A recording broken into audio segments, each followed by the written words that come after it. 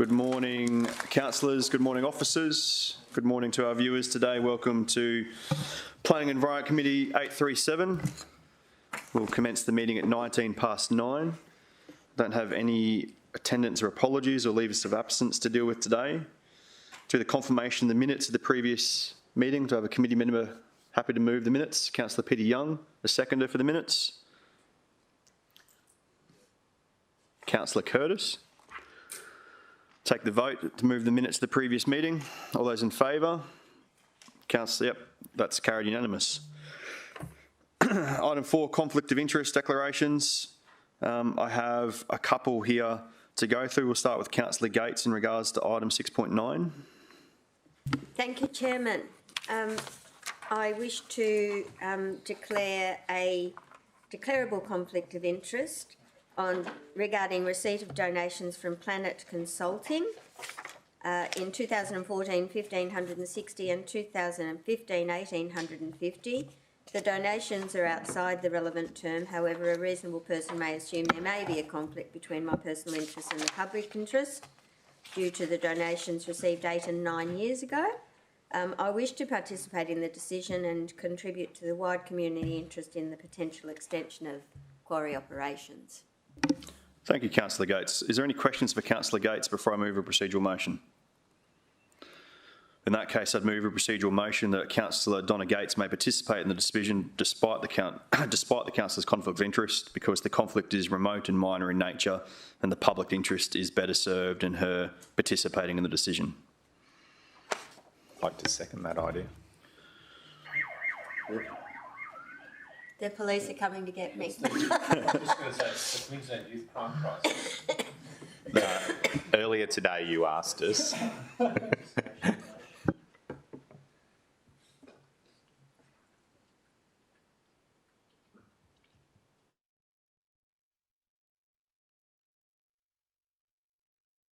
Councillor Owen-Jones, you're happy to second those words? Yep. So move Councillor Hamill, second Councillor Owen-Jones. We'll take the vote in that procedural motion. All those in favour? Councillor Hamill, Councillor Owen-Jones, Councillor Curtis, Councillor Vorster, Councillor Pauline Young, Councillor O'Neill. Against? Councillor Peter Young, how did you vote? I didn't vote, Chair, because I made the question as well. Understood. And can we please record that Councillor Peter Young did not vote?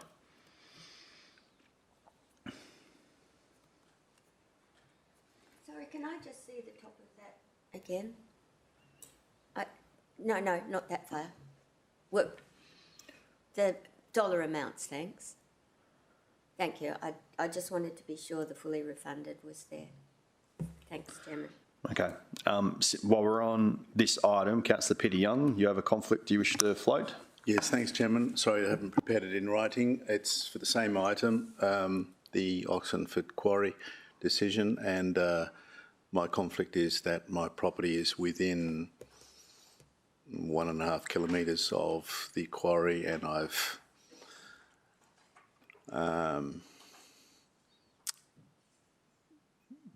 therefore been subject to the effects of blasting from the quarry in the past.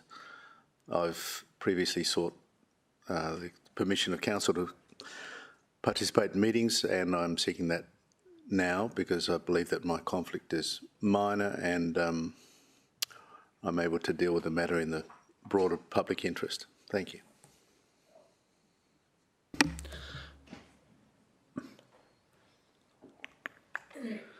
The nature of the conflict is that my property is within 1.5 kilometres of the quarry site, and I have been subject to the effects of quarry blasting over the last 2 decades. Chairman, since I can't vote, can I go and get my other folder? Absolutely, Councillor Gates. Because that Montego thing draws me.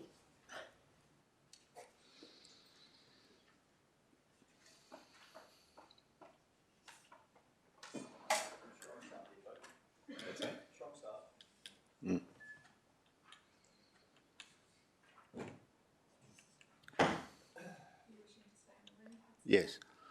So I'm seeking permission to participate in making a decision about the matter.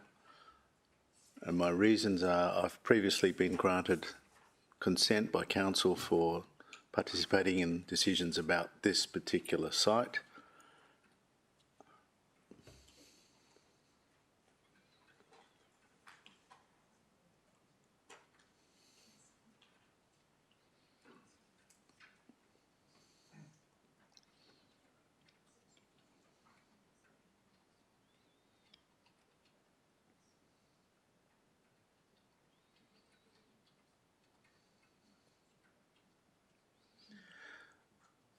And furthermore, my interest is relatively minor, and I believe my involvement is in the public interest because there are numerous residents in Division 5 affected.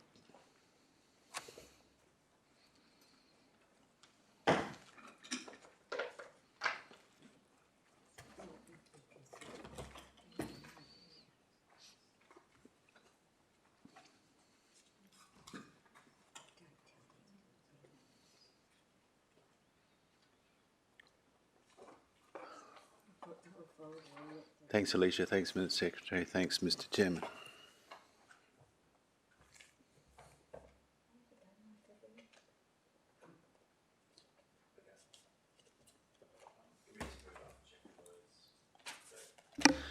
Councillor Peter Young, you're happy with all those words? Yes, thanks, Chairman.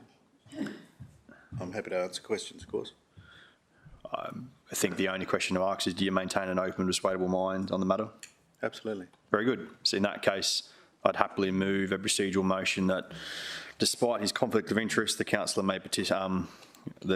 should participate in the interest because it is remote and minor, and the public interest is better served by his participation in the matter.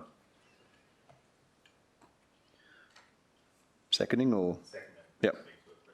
And we'll let Councillor Owen-Jones second that one when we get there. Can I have a look at that supplementary agenda, please?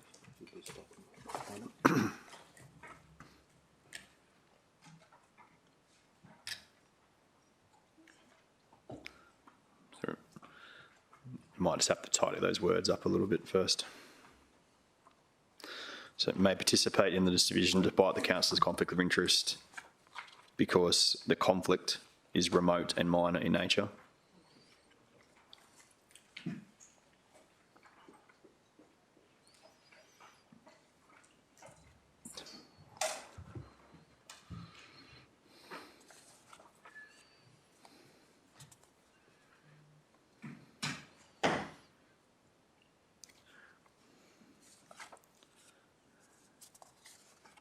And the public interest is better served by his participation in the matter. Councillor Owen-Jones, you happy to second that? Yep. Very good. And you wanted to speak to it briefly? So just in regards to Peter's, Councillor Young's declaration, there are probably 1,000 residential property owners within the kilometre radius of the Hard Rock quarry. So I think that the proximity to his house, like any other party, shouldn't necessarily prevent Peter from being involved in the decision-making process. Thank you, and absolutely agree. Councillor Gates has left the room, but we'll still take the vote on this one. So all those in favour of this procedural motion? Councillor Hamill, Councillor Owen-Jones, Councillor Curtis, Councillor Vorster, Councillor Pauline Young, Councillor Gail O'Neill. Please record that Councillor Peter Young and Councillor Gates did not vote on the matter. Thanks, Chairman. Thanks, Shelley. You supporting that? You supporting?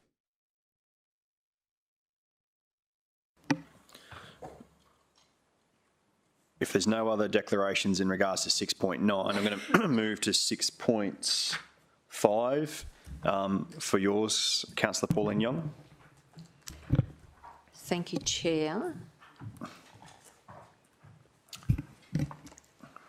Sorry, Mr. Chairman. I know you've called Councillor Young, but just for the purposes of running smoothly and determining whether I participate in any vote. I'd just like to flag with my council colleagues, if they weren't already aware, that I've been pre-selected by the LNP to contest the state seat of Burleigh. Plainly, the Burleigh CBD forms part of the electorate, but so does Treetops and Palm Beach and so on and so forth. I don't believe that there is any conflict whatsoever between my personal interests and that of the public here. But I did want to bring those facts to the attention of the meeting in case my colleagues felt as though there was a conflict that needed to be managed either as a prescribed or declarable conflict today. Questions for Councillor Vorster, anybody? Councillor Vorster, you maintain an open, persuadable mind on the matter? Absolutely. Very good. In that case, we'll move on to Councillor Pauline Young's conflict. Thank you, Chair. And it's just a reasonable person, this is with the Burleigh Heads Master Plan, a reasonable person may form the view that I have a prescribed conflict of interest in this matter because the report proposes a series of capital projects in the Burleigh CBD or the village in which I have commercial interests. A council decision to progress this extensive program of works may impact these investments, and so I may stand to make a gain or suffer a loss during deliberations of this master plan. And you'll be leaving the meeting, Councillor Pauline Young? Correct. Very good. And if I could just put on the record, Chair, through you, I would not ordinarily form the view that any individual project within this master plan would give rise to any sort of conflict. That said, this master plan is very comprehensive and collectively may represent an investment proposal that may affect my commercial interests and values in the CBD. In an abundance of caution, I have taken the step of I'm going to remove myself from the room today, noting that there is no proposed funding until 26-27, of which I will not be in this room then. I reserve any right to make a further and different declaration should any related decision come before Council in the future, as in up until March, and I may make a different declaration then. Very good. Thank you for that, Councillor Young. Thank you, So we don't need to take a vote on that one as the councillor will be leaving the room. So I'll come to Councillor Gates for your conflict on 6.5. Is this the Planet one? Yeah, and I just wanted to ask the committee what they thought.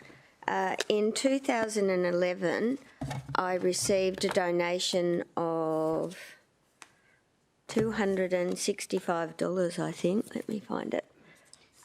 From RPS, and they have been, I don't know if it's the same RPS, but the agenda suggests RPS Australia has been involved in the preparation of the report.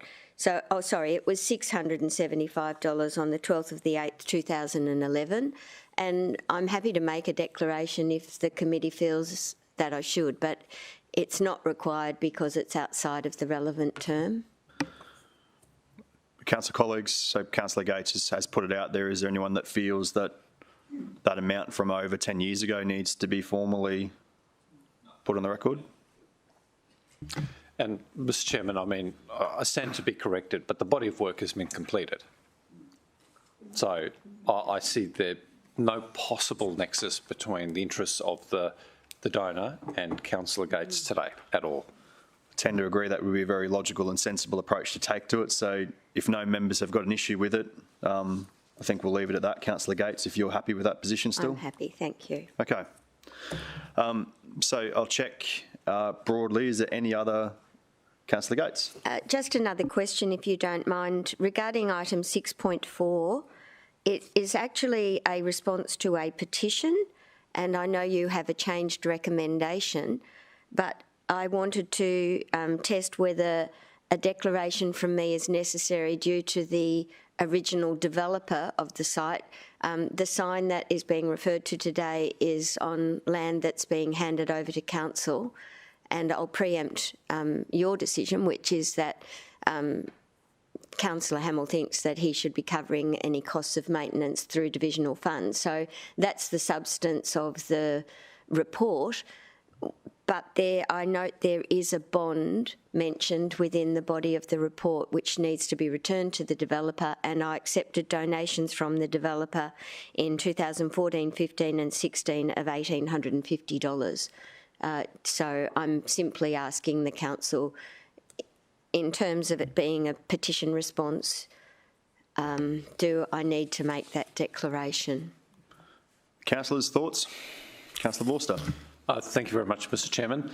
Could I just get clarification through you to Councillor Gates? Who presently owns the land on which the entry statement is located? It's a subdivision, council. Right, so we own the land. It's not held or owned by the developer, so they've got no property interest. Their interest is merely a bond. Yes. And my question is, through you, Mr Chairman, perhaps to the responsible general manager, what department head? Help me out here. The executive general manager. Chief planner. Chief. The responsible chief. Whether any decision made today would impact the return of that bond and therefore the developer's only interest. Through you, Mr Chair, if the council decided today to keep the sign there in accordance with the recommendation, we would return the bond because the developer has essentially finished their requirements. Okay, but under what possible decision could we take today that would imperil the bond of the developer? Through you, Mr Chair, I'm not sure what you mean by imperil the bond. Well, I suppose I'm just trying to understand whether there is any decision that we're making today that would affect the interests of the developer. It certainly doesn't affect their land because they no longer own it, could only possibly affect their bond. But I actually don't see how any decision we could make today would put that bond at risk. And if it's not putting their bond at risk, I'd be satisfied that no declaration is required. I guess in short, the developer's got an obligation to remove it. That was part of their subdivision approval. Yep. We took a bond to kind of have an assurance that they would remove it. They're willing to remove it to get their bond back, but if the city decides to keep the sign, it'd be unreasonable to keep holding that bond. Sure. Because they've effectively had a decision made out of their control. So, Mr Chairman, I've just caught out of my ear that Councillor Gates intends to make a declaration. I mean, I would have thought that the developer would either have to carry the cost of removing the sign or carry the cost of losing a deposit like their bond. And in my view, they're not, both are equal. Therefore, they don't stand to lose or gain at all. So for that reason, I'd be comfortable with no declaration, but I understand Councillor Gates will choose to make one, and I'm happy to move a procedural motion. I think I'll just put it out there. Deal with another misconduct over a petition. You were very persuasive.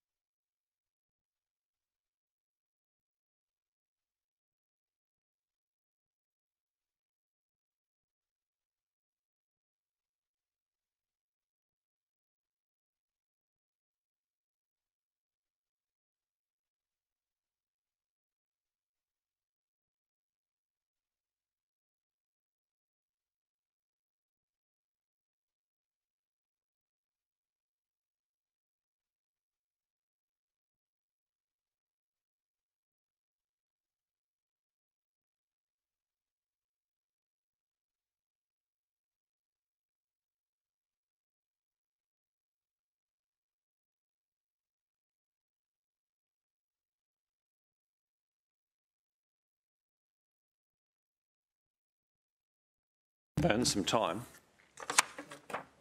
For those of you not aware, I've been pre-selected as the LNP candidate for the state seat of Burleigh, in which the development proposed at 49 Denwin Street, Palm Beach, is located. So I suppose if any of our colleagues thought I had an interest there, happy to deal with it, but I don't believe that's the case. Are you going to remind us at each development application of if it's in the state seat of Burleigh or not, or do you? No, but where there's a, I suppose there has been sufficient public interest, sufficient community interest as to generate a public interest, I might choose to.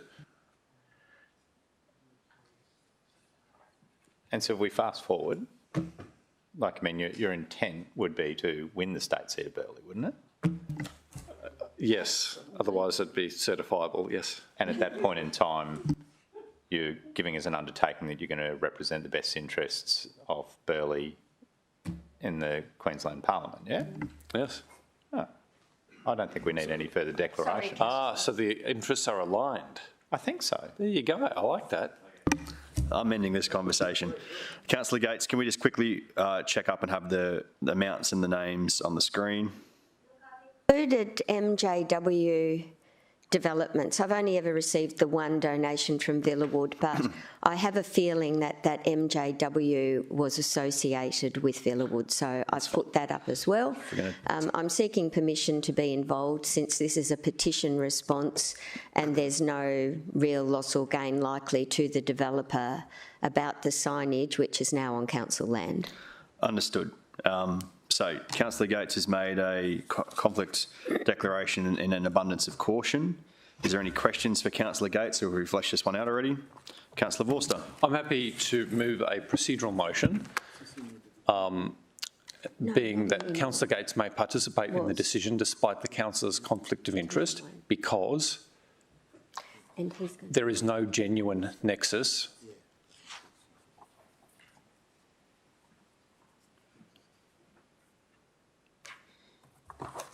between the interests of the parties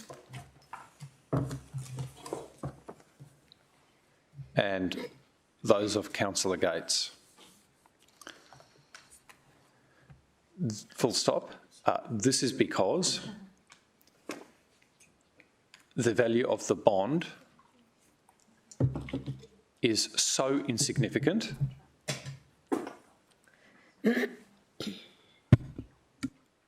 and that the parties would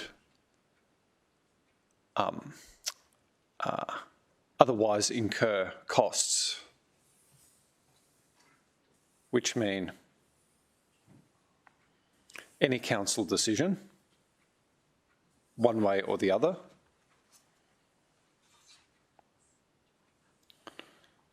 would have similar consequences.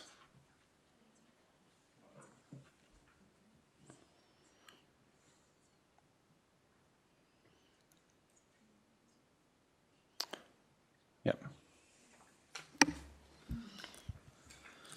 Councillor Vorster has moved a procedural motion. Do I have anyone wishing to second that procedural motion? Councillor O'Neill, thank you for that. Is there any questions or debate on this one? In that case, we'll take a vote. All those in favour?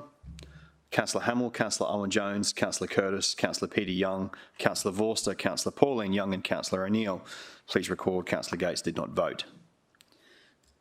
I'm scared to ask, but is there any other late conflict declarations? Because that's all the time. We're out of time for today, so we'll... Okay, we're sure? Very good.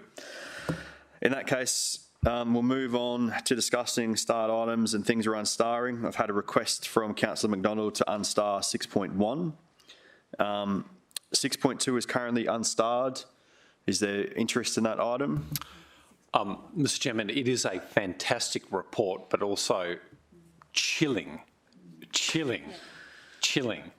I'm happy to star it because I've read it from cover to cover, but I just want to thank city officers for responding to a real public interest.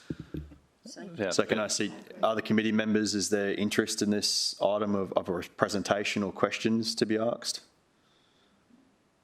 Councillor Curtis? Okay, so we'll star 6.2. 6.3 is currently starred. No interest in unstarring that one? No, that will remain starred. I'd like to unstar 6.4 for a change to recommendation. 6.5 has been unstarred. Councillor, 6.6 is currently unstarred, but as the councillor for that area and after receiving a briefing yesterday with Councillor Gates, I'm happy to star it. Is there any committee members? Didn't think so, so we'll star 6.6, please. 6.7, Councillor Peter Young has requested we unstar that one. And 6.8 and 6.9 are both currently starred. Is there any interest from committee members? It is, yes. So we unstar 6.9, but leave 6.8.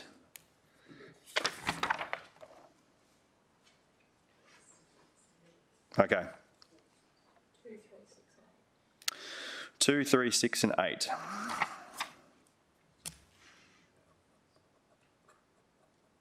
Do I have a mover for the start items? Councillor Vorster, a seconder. Councillor Gates, all those in favour? Carried unanimous. Let's commence 6.1. Officers, welcome.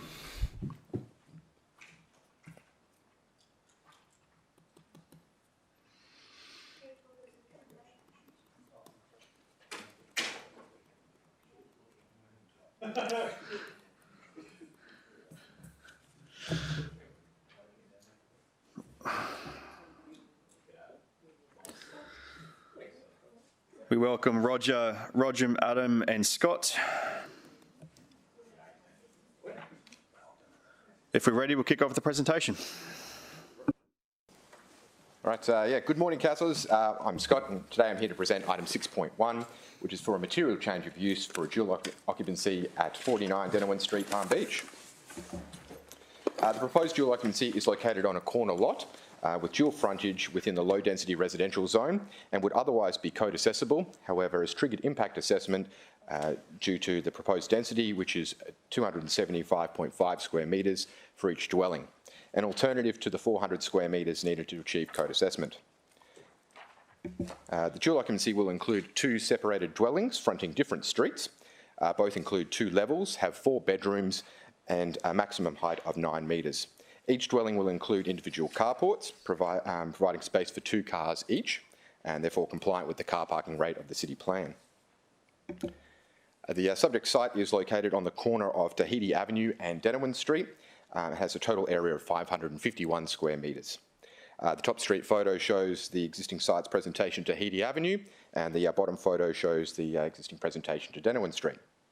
There are 3 existing street trees across the site. They will not be removed as part of the proposed development. As discussed, the site is located within the low-density residential zone and is located within a centrally located pocket of that zone within Palm Beach.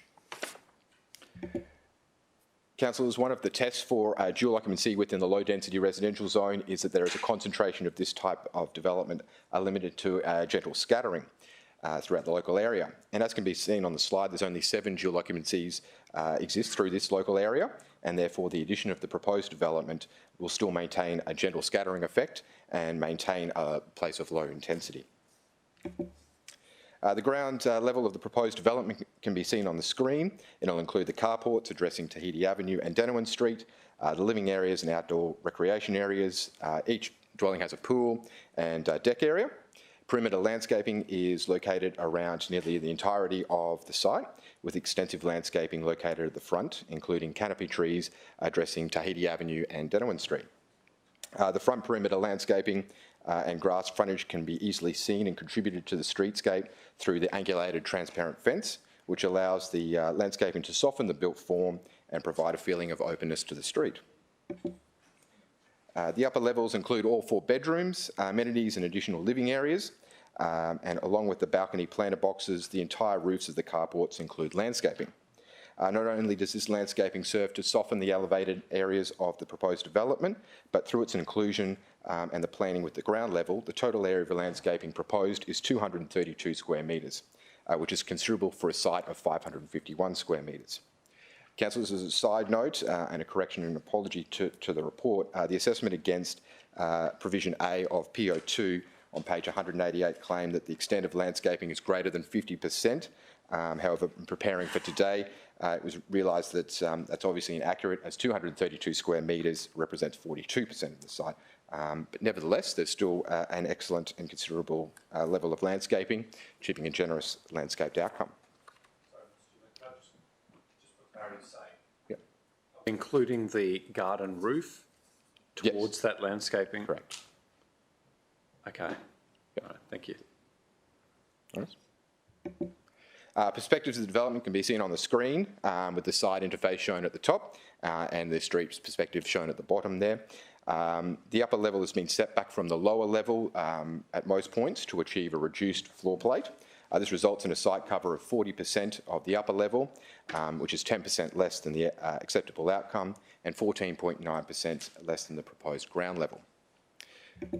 A total of 14 submissions were received, 13 were properly made, one was not properly made.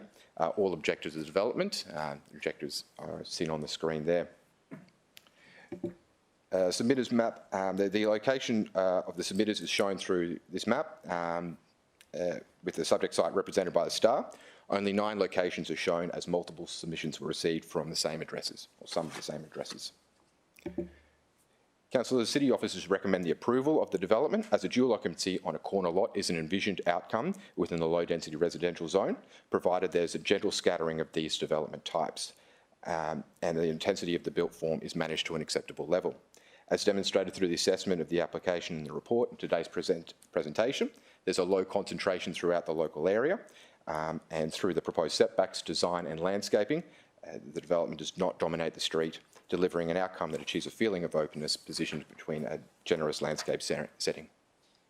Yeah. Questions for officers? Councillor Owen-Jones.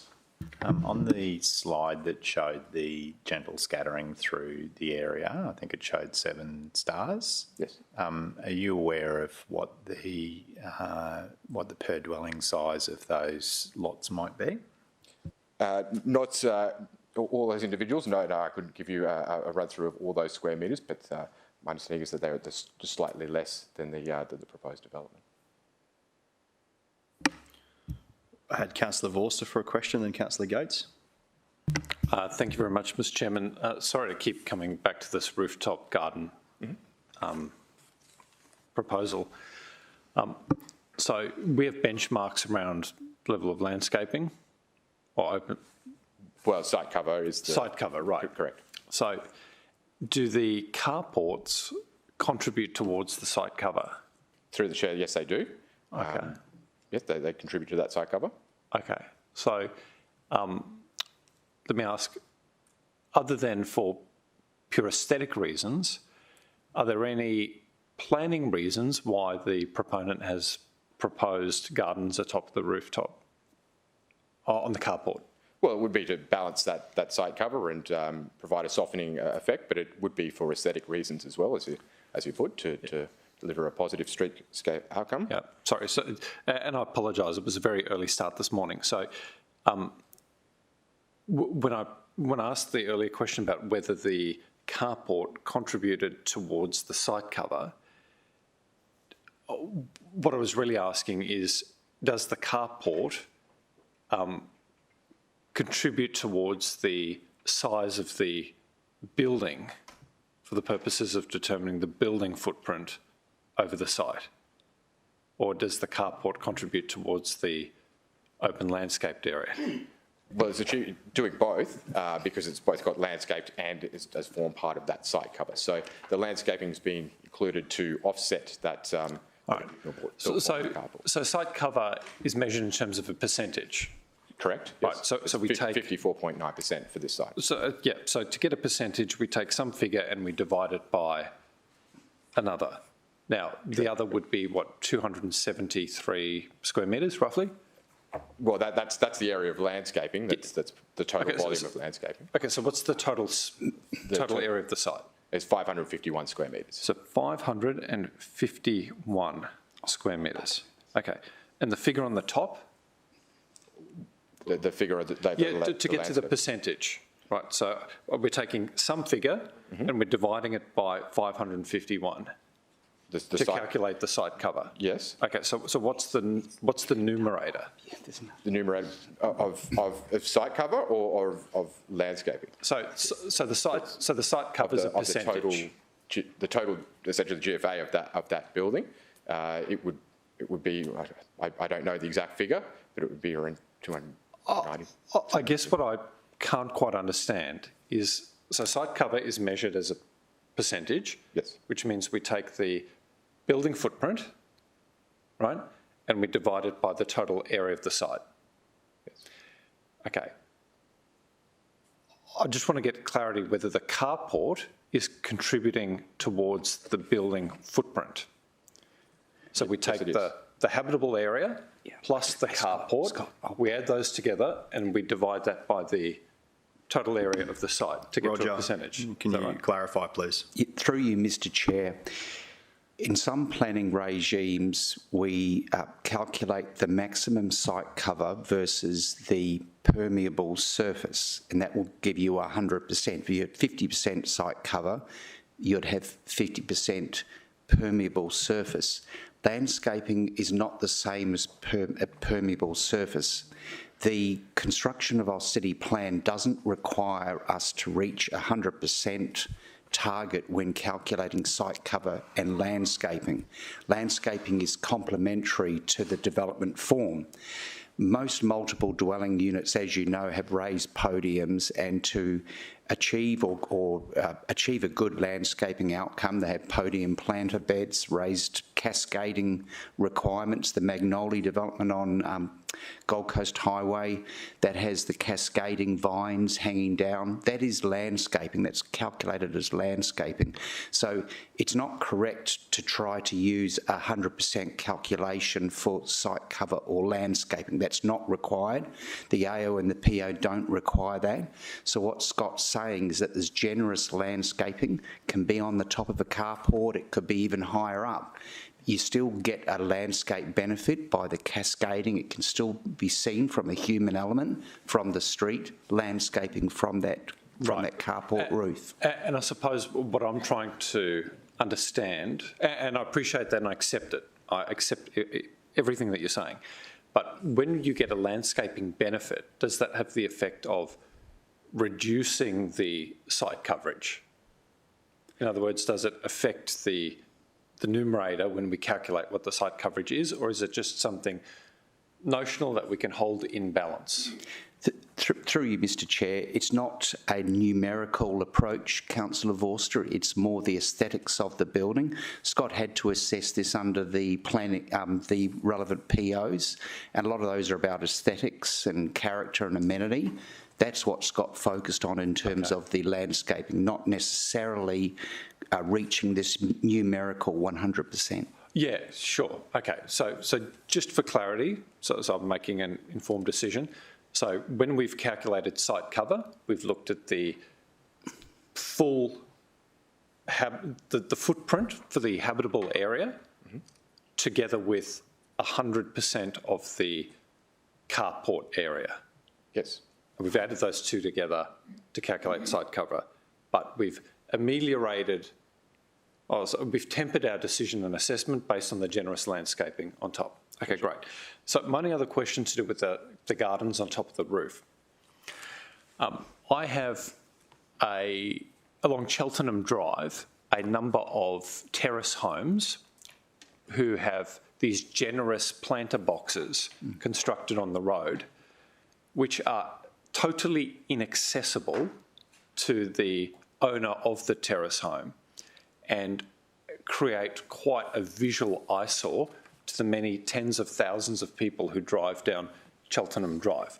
So when I had a look at the original landscape plan as part of that FDA, we were promised all of this generous landscaping. It looked great. People moved in, the gardens fell into disrepair, and now it's just a mess of weed and dead and dying vegetation, lots of pest species and all the rest. How satisfied are city officers that the generous landscaping on this carport roof can be safely and easily accessed by a gardening service or the homeowners to maintain the visual appearance of the gardens? Because working on top of a roof, I would have thought might require things like harnesses and scaffolding. Okay, through the chair, I go down to the upper level design. Well, it's more of a setback plan, but they are accessible via some of the bedrooms that are there, so that they can lean over. Obviously, they're only 3.5 metres in height, these carports, so they would be accessible via a ladder to get up there, and that wouldn't require scaffolding or any of that safety equipment and the like. So it's lawful for somebody to put a ladder onto the carport roof or climb through the bedroom window and stand in the middle of the carport to weed it, for example? Through the chair, I'm not too sure of the legality of it, but I'm sure it is. It would be private property to access that area. It would be no different to cleaning a gutter or something of that nature. So, we've got family in the roofing industry, right? Yeah, from a safety point, sorry? Safety point attached to the carport. Well, I'm not necessarily sure that it's required, given the height of only 3.5 metres, which is why I'm asking the question. But, you know, we would often see, say, tomato plants just spontaneously growing out of thing. I know, they come out of nowhere because, exactly. So can you imagine in beautiful Palm Beach, you've got birds who deposit all sorts of pest plants and weeds on a vegetated roof, they take hold, and I think it would be impractical to expect somebody to lean through a bedroom window to weed the centre of the roof. Also, don't think you can do it from a ladder, you know, pushed up against the gutter. I think at some point, to maintain the gardens to the same standard and aesthetic that we've seen presented, we would have to expect that somebody would have to stand on the carport roof. Would that be fair? I think that's fair, but I think the structural integrity of the carport could certainly hold a person, and most of that area would be accessible by a ladder, I would think, as well. Okay, so my only hesitation here is that we've got an obligation to make sure that developments don't create a risk to safety, right? We can't put people in a risky position, and I think between now and full council, I'd just like some assurance from city officers that we're not creating a risk to the future owners of this property by requiring them to stand on a vegetated carport to carry out maintenance to meet the landscape intent that we've approved today. General Manager Moran, you have a comment? Through you, Mr Chair, in my opinion, this development complies with our city plan. So in approving a change of use today, we're not authorising any unsafe behaviour or anything like that. Any future owners, I think, have a general obligation to their own safety, so they need to ensure that they do that in a safe way. In my opinion, it's accessible, could be done probably through a range of measures, so I don't necessarily think it's the issues you've raised are a change of use matter, so I think the development could be approved as is. Yep, thanks. Councillor Gates. Thanks, Chairman. I simply wondered, it was mentioned that there's 7 other blocks, through you, Chair, that have been developed as duplexes as permitted. Do we know how many potentially could occur? Perhaps Mr Sharp might be able to inform me of what is the possible outcome.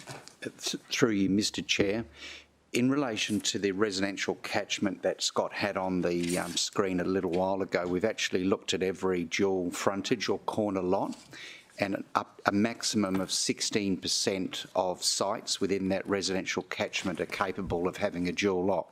So in answer to your question, 16%, officers believe that that is a low number and will still achieve a gentle disperse effect within the community. Thank you. That's all.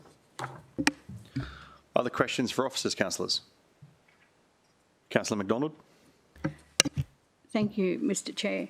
I've got some concerns, and look, the community have, it's not to their expectation in regards to this particular application. Councillor McDonald, I'm going to questions first and then we'll go to debate.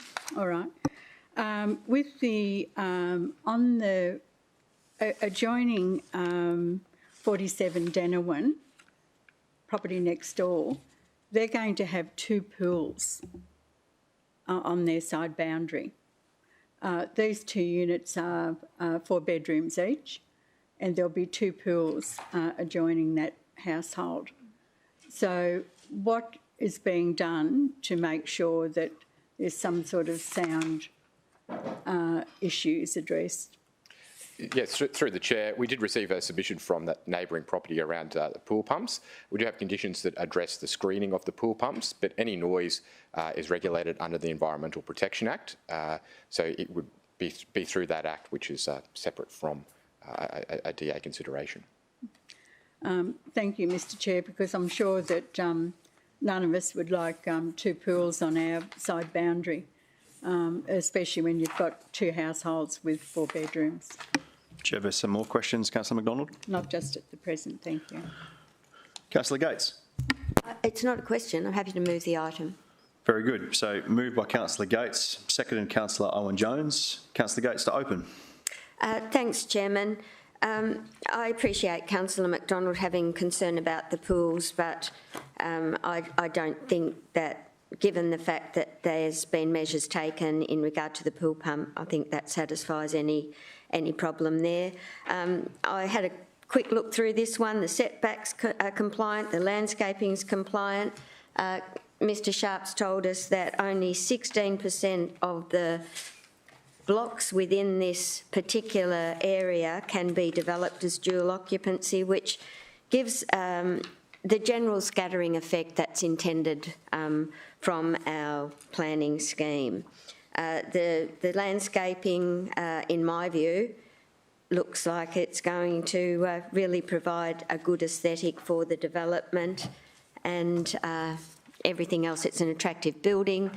It's delivering what we anticipate to cope with the need for more housing and different outcomes and a variety of product that people will enjoy. Thank you, Councillor Gates. Do I have anyone wishing to speak against? I think Councillor Vorster had his hand up first. Thank you very much, Mr Chairman. I think it's a beautiful looking development. I think this is what the state government talks about when they talk about gentle density, maybe. I don't know. It certainly achieves a gentle scattering, but I do have actual genuine, I know it sounds trite, but I've got some genuine concerns around the safety on that roof. I've just had a quick look of the workplace health and safety rules and regulations here in Queensland, and at 3 metres, anything above 3 metres actually requires active protection against fall, requiring things like harnesses but also scaffolding to work at. And I think that we're going to be putting a future homeowner at some risk when they invite a landscape service team to maintain the gardens on that roof, because looking at the setbacks and the space around the site, I'm not sure how that scaffold can be installed, and I certainly don't think that asking a landscaper to lean through a bedroom window is going to be safe either. So I would like to support this item, and perhaps if some city officers can take a look at the workplace health and safety rules that kick in above 3 metres to demonstrate to me that this rooftop garden can be safely accessed, I could get there to support it. But I actually think we're going to create risk, and I can't stomach that at the moment. Speaker 4. Can I ask a question, Chair? Quick one. Thanks, Chair. Just harking back to Councillor McDonald's question about the pools, and the answer was about the pool pumps. I just wondered if officers could direct me to any provision that there is for fencing required of this development along that boundary, please. Through the Chair, Councillor Young. Yes, there is a fence that's proposed along there. It would obviously have to comply with the appropriate pool safety standards as well, but that would be through a BA matter. So further to that, what kind of fence would it be? A timber fence or a acoustic kind of fence? Through the Chair, it's certainly not an acoustic fence, but it would be up to the applicant to determine what that type of fence would be, and it would be developed through the BA process. So in terms of noise attenuation from just general use of the pool, would it be open to us to impose a condition requiring an acoustically treated material for that fence? Through the Chair, we did consider that, but given that if we did apply some conditions specifically around acoustic attenuation, it could compromise the city's ability to take any action under the Environmental Protection Act, which addresses noise. We do have a council fact sheet around noise of pool pumps and those sorts of things, which provide a bit of direction around what's appropriate, so that the applicant would be able to gain some understanding through that. Thanks. I'll leave it at that. Thanks, Chair. So I had a speaker against. Do I have a speaker for? Councillor Pauline Young. Thank you, Chair. And look, to what Councillor Vorster said as well as Councillor Gates, I think it's actually a well-designed, well-presented offering here. I'm hearing what Councillor Vorster's got to say about the landscaping, but acknowledging that it is happening in other areas within the city and not just with high-rise, but also with dual occupancies as well as standalone homes on these carport issues. So if we can cover that.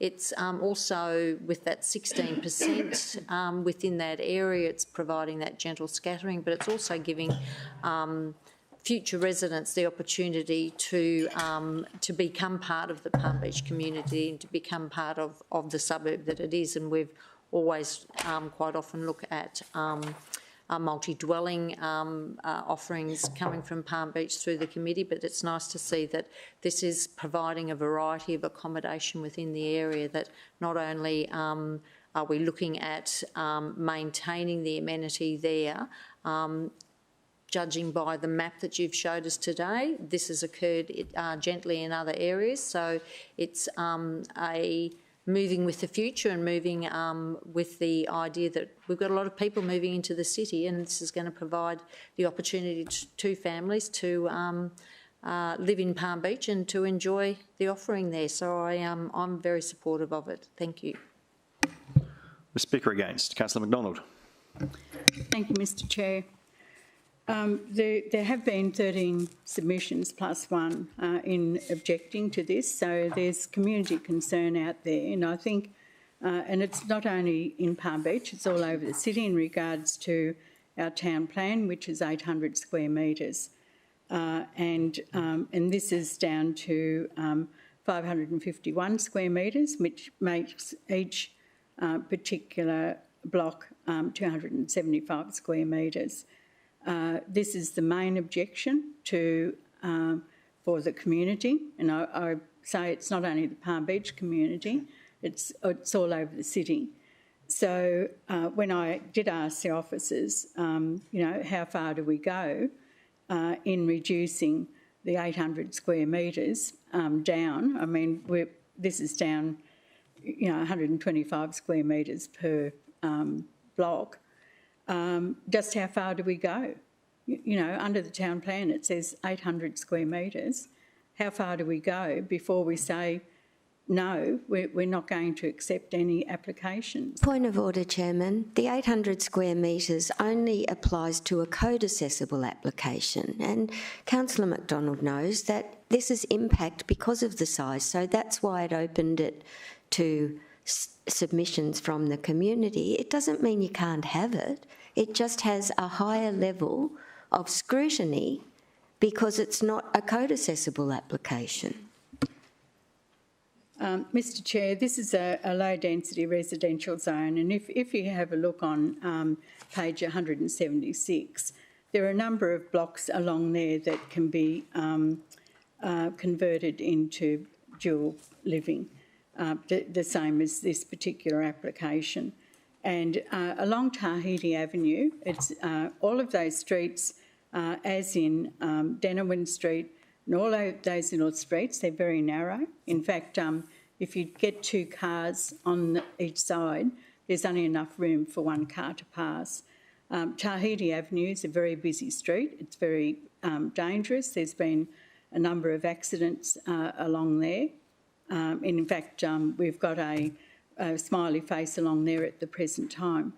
So I'm just explaining to you all that there is concerns in the community. We did, as I said, we've got 13 plus one objections to this particular application because people are very concerned about the way that it's heading and, you know, how far do we go in reducing these sizes in these particular blocks, because it's certainly not a good precedent for this city and it's not a good outcome for the area.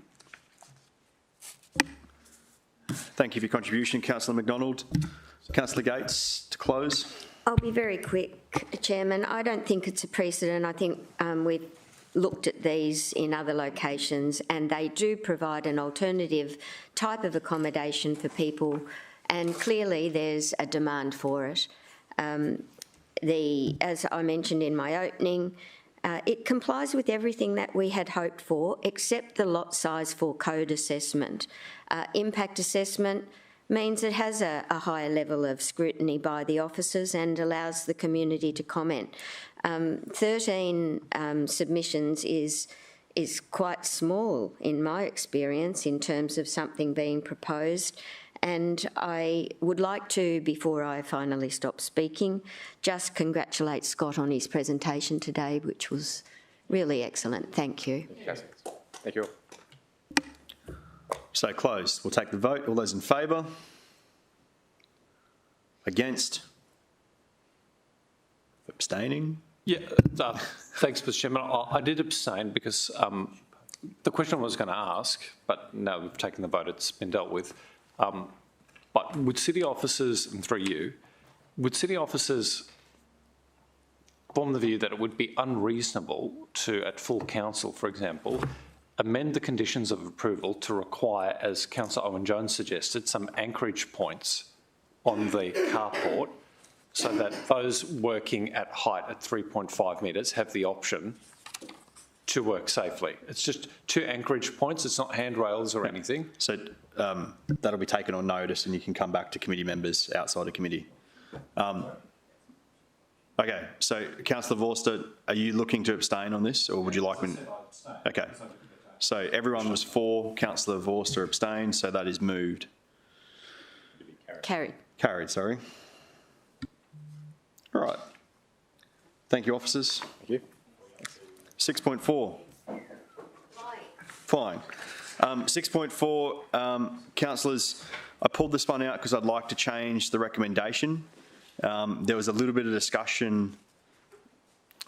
We'll just let Minute Secretary catch up.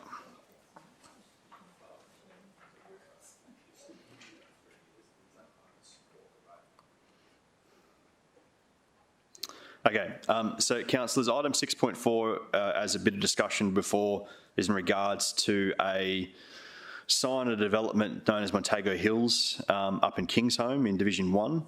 There was a petition from those residents seeking to keep that entrance statement. Because the entrance statement is now on council land, that's obviously a conflict with the public art policy piece. There's been a report from officers put together which acknowledges that 97% of landowners in that estate were part of the petition and that it's highly sought after to keep there. The recommendation is that we keep the sign and that funding for repair work and annual inspections be part of next year's budget process. I'd like to change that I'm very supportive of keeping the sign, but I think that budget for repair work and maintenance should come straight from Division 1 local area works, since this is so specific to a part of Division 1. So I have some words that are coming up.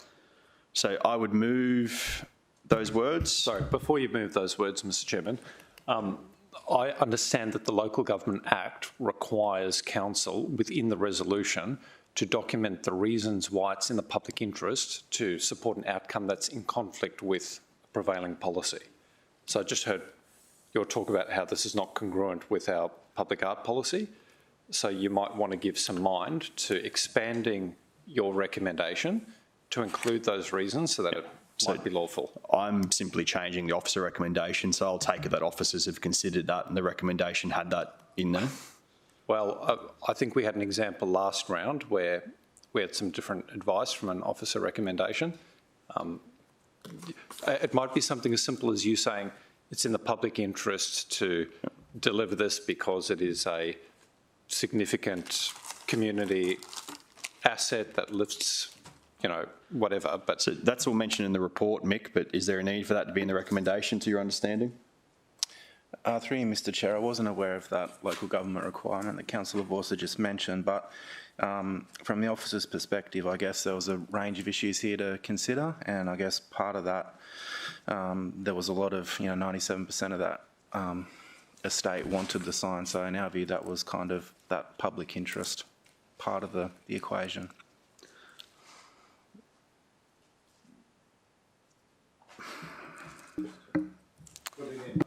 I need some direction if those words, if there is something needed in the recommendation to say they're not. Because it's in the report that it explains that, which to me I would have thought is enough since the report's accessible. All right. So maybe... It's outlined in the report, in number 1. Councillor Owen-Jones, did you have a contribution? For the reasons identified in the report. Number 1. Just Okay. add that. No, sorry, in number 1, for the reason, after asset, for the reasons identified within the report.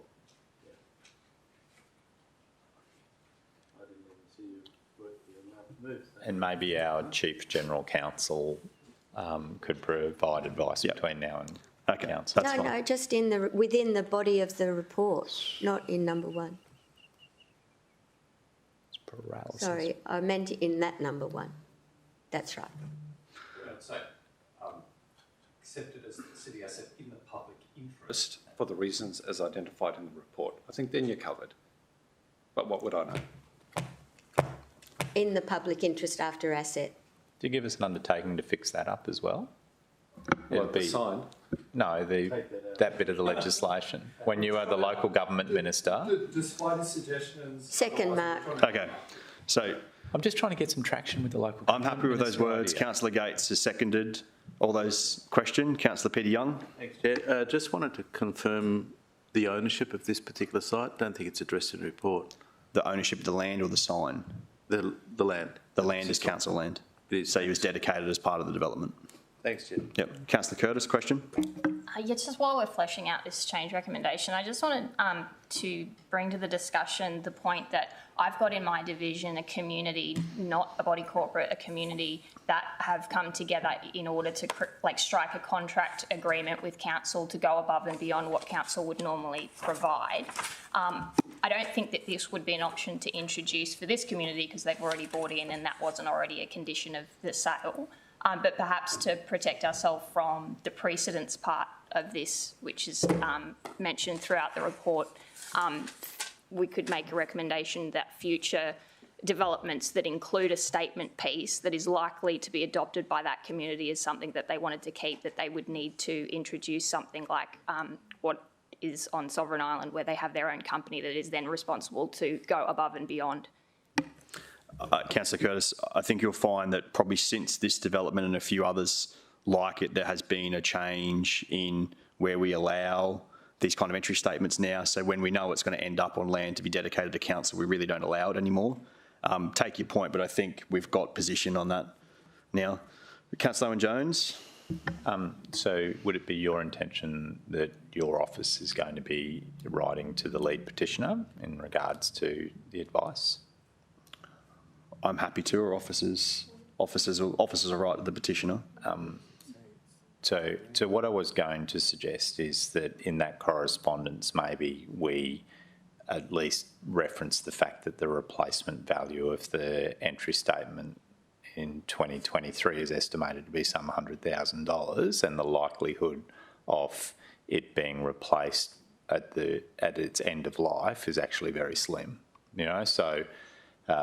And that's one of the challenges. So I've had this conversation with a resident recently in regards to regatta waters, and people are very passionate about their entry statements, but you effectively unpack it and explain that the entry statement is really a marketing tool from the original development. And so whilst we've used local area works to refresh the painting, we're not going to deliver an over-embellishment of an asset. So to me, understood. Flagging that the $100,000, and this is a great outcome, but it's not going to happen in 15 or 20 years' time. I'm happy for the letter to the petitioner to reflect the fact that replacement of that sign in the future, which will be a few decades in the future due to its construction, will be a separate matter for that time. But I definitely wouldn't envisage keeping it in the future and replacing it. It's just to keep the one that's currently there. Other questions? Councillor Gates. Sorry, can I just confirm with officers? I had raised recently in general business discussion about entry statements and making sure there's a condition that requires them to be on public land rather than on private land. And I'm aware that Adam Morris was doing some work on it, and I just wanted to use this opportunity as a reminder to make sure that we get, I think there was legal advice being sought about how we insert that as a standard condition, because we're all experiencing, this one's different, it's on council land that was handed to council, but just even in the last week I've had another one where there was a sign, an entry statement on the fence of a private property, and of course we can't do anything about it, and it's damaged and destroyed, and then it comes off and then the fence looks ugly. So we just need a standard condition to make sure that entry statement signage is either temporary for the sales period or some provisions around what is deemed appropriate and that it be on council land. Thank you, Councillor Gates. Councillor Peter Young. Chairman, I asked if this was on public land, and you said it's in the report, but I can't find that. And my interest is that I've got these sorts of signs and people requiring or requesting council to replace them or update them, and they're actually on private property. So I wanted to be able to draw that distinction. And it's not in the report, I don't think, but it could be included in the recommendation that we say So we'll just give Alicia and Mick a quick minute. I'm sure that I saw reference to it where it was dedicated to. Mick? Through you, Mr Chair, this sign is definitely on public land that the council owns. I appreciate that, but it doesn't say so. Yeah. It references the lot. It does reference the lot number, Councillor Young, which if anyone actually looked for it would show it. But how would you like that clarified?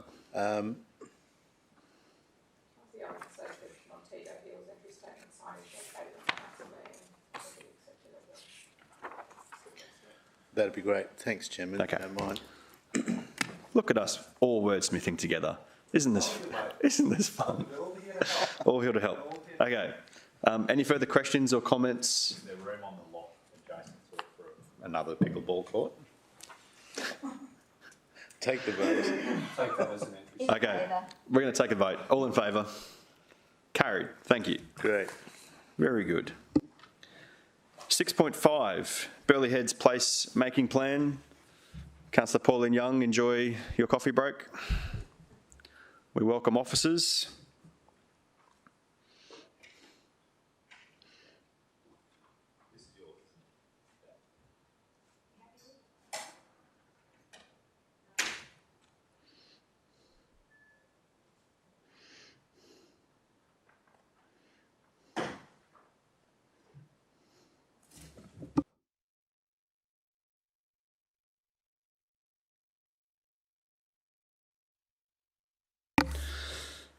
Councillors, we welcome John and Christine here today for the presentation. Take it away, John. Good morning, everyone. Burleigh Heads Place Making Plan. Sorry, how do you get the next? That's right. That one, sorry, okay. Acknowledgement to the traditional owners. We pay respects to the Yurrumbaa people of the Gold Coast and their descendants past and present. Well, through external reference groups workshops, we worked up visions and principles and some concepts that we discussed. We acknowledge the uniqueness of the significance of Burleigh Headland, known as Jerigal, the people of the Yurrumbaa language region. Celebrate the importance of the beach, foreshore and surfing culture, enhance all things pertaining to the village of Burleigh Heads. That red area is the core study area, and we worked out principles with the group and through the great engagement, and we propose to create and enhance public spaces that are safe, inclusive and equitable, streets that balance the needs of all users, civic spaces that inspire and foster cultural life, support vibrant commercial activity, support environmental resilience, and build on a strong sense of the community that already exists. So it's quite a big statement. This is a post-light construction project. We could not build anything during that time. We worked with the light rail people to integrate with their interface, and that was changing a fair bit through this process, but that gave us time to really dig into, understand place really thoroughly. All these projects that we do, these master plans, we have 4 main areas that we look at: the environment, landscape and sense of place, transport and circulation, community and the people and the economy, And something that we picked up there, Christine, who designed most of the work, found that Burleigh Head's contemporary urban village is inspired by nature, where I think it's a very important part of Burleigh. And that's broken down into all these other different areas we look at closely, which is all in the report. We develop a framework, as you can see there.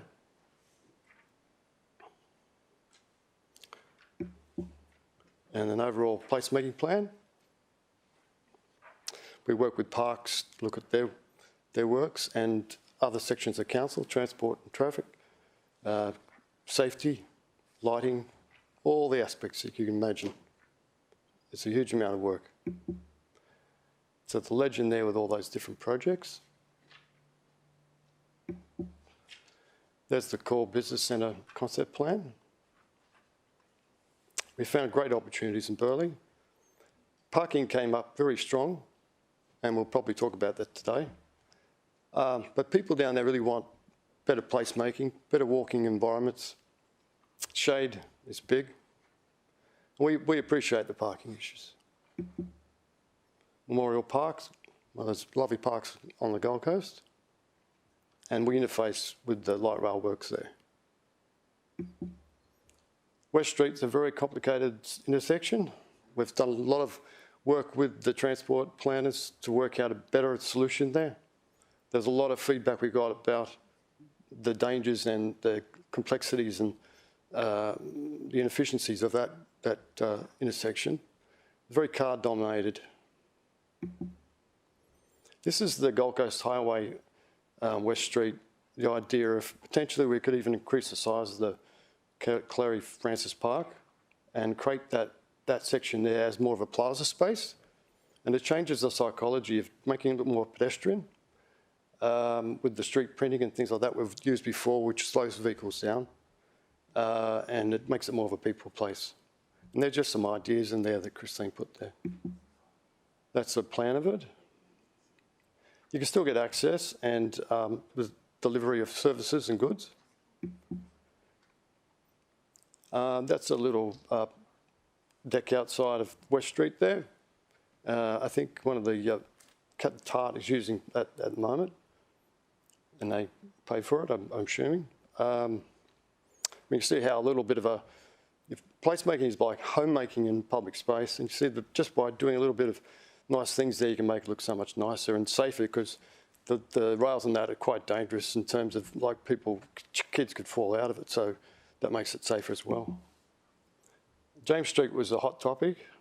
We had lots of discussions with our groups about our responsibilities in DDA, and if you're in a wheelchair, at the present time, you really need to go back down to Connor Street across the road, or take the risk of crossing up West Street. So this idea of a midpoint crossing with a minimal loss of parking would provide that access better through that busy street. That is in the middle of the street. See it there? In the middle there. That's a perspective of what it looked like. In front of Govinda's there, see? Is there currently car parking there? Yes. So it takes up car parking? Yes. Unfortunately, that's what happens. Allow the presentation to finish. The 44 is a long-term vision. We can talk about that. That's just half a dozen spaces. It's not detailed design yet, so we're not sure exactly the number, but we'll reduce the amount we need to take, of course. Park Street, there are opportunities there of improving that. That's a bit of a rat run through there. And by making it more pedestrian orientated, slowing vehicles down, the street print does that, plus shade trees. We know how to do that to improve the quality of the place.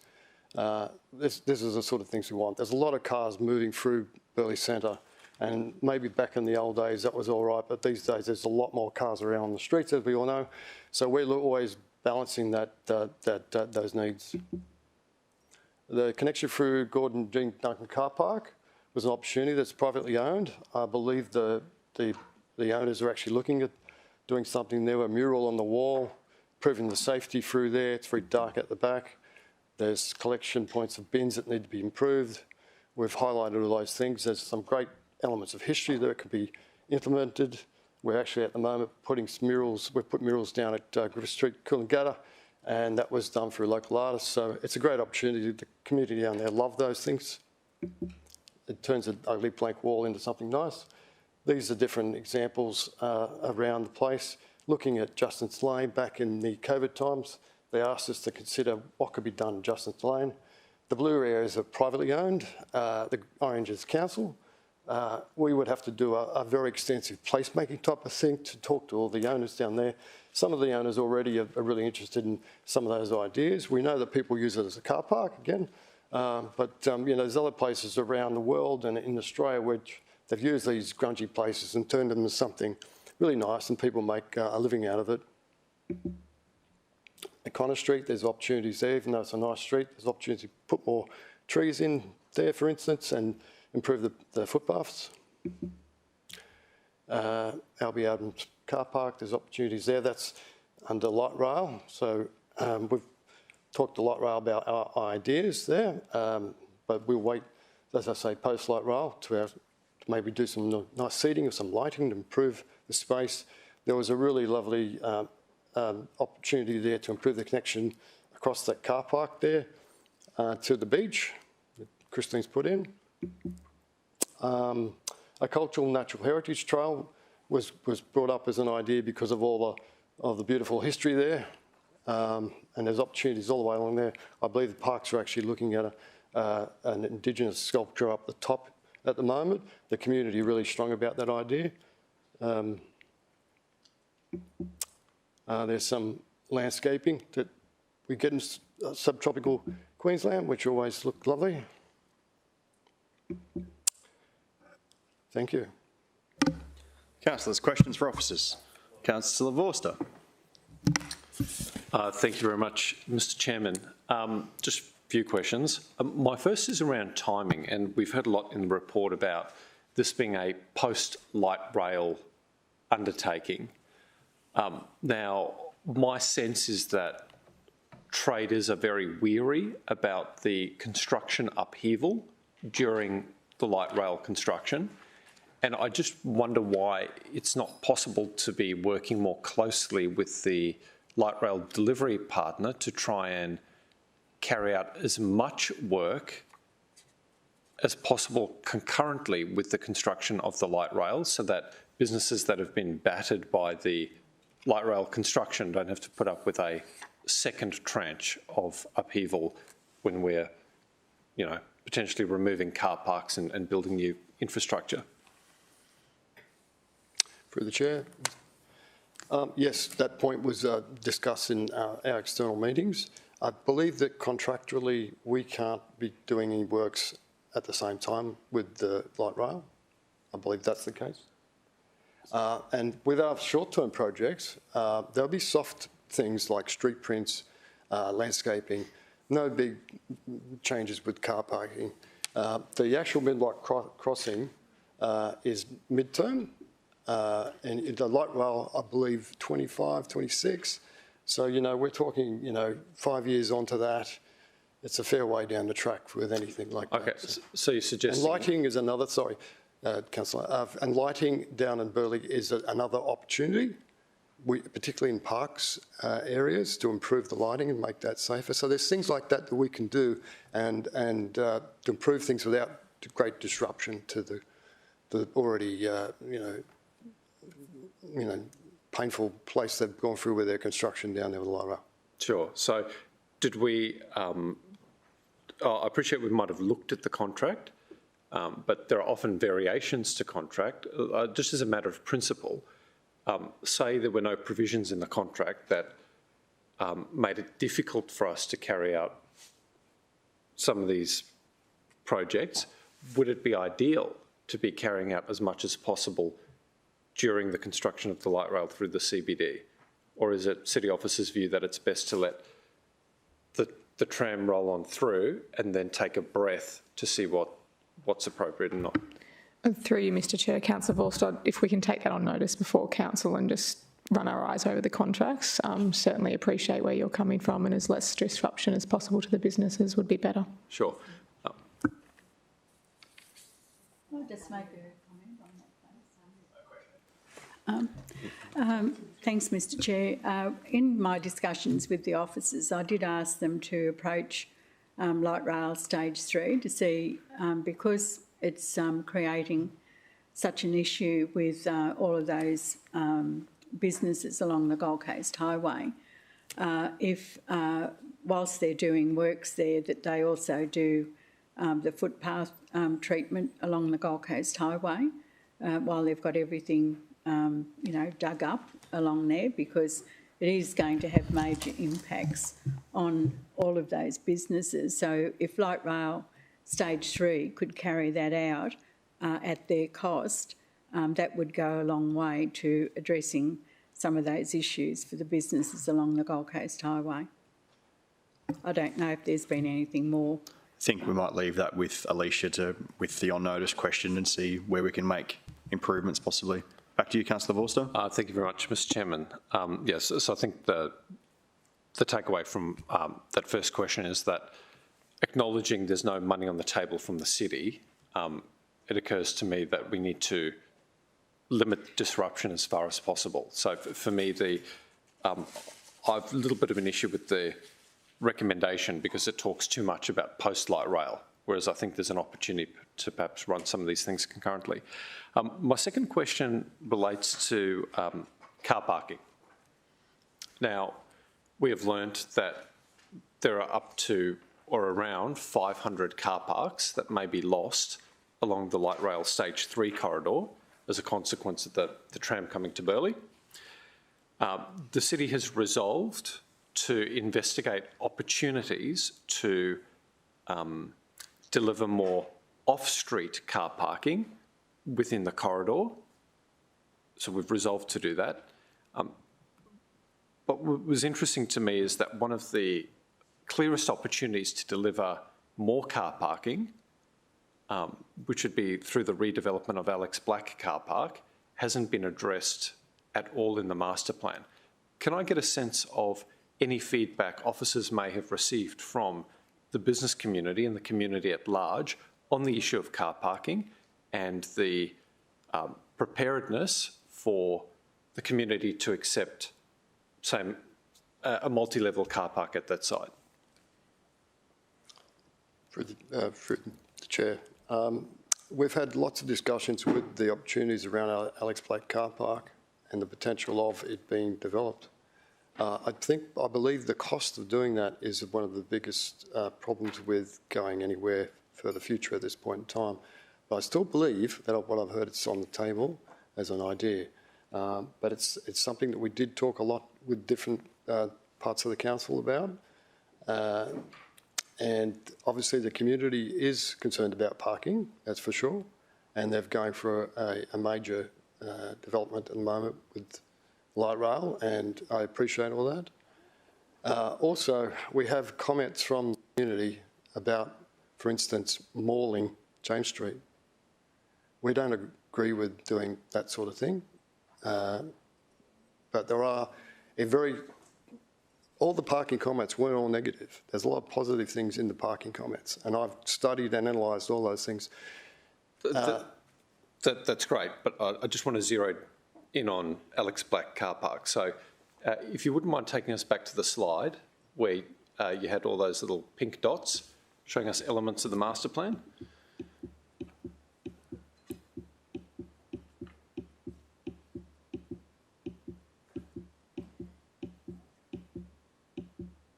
All right. That one.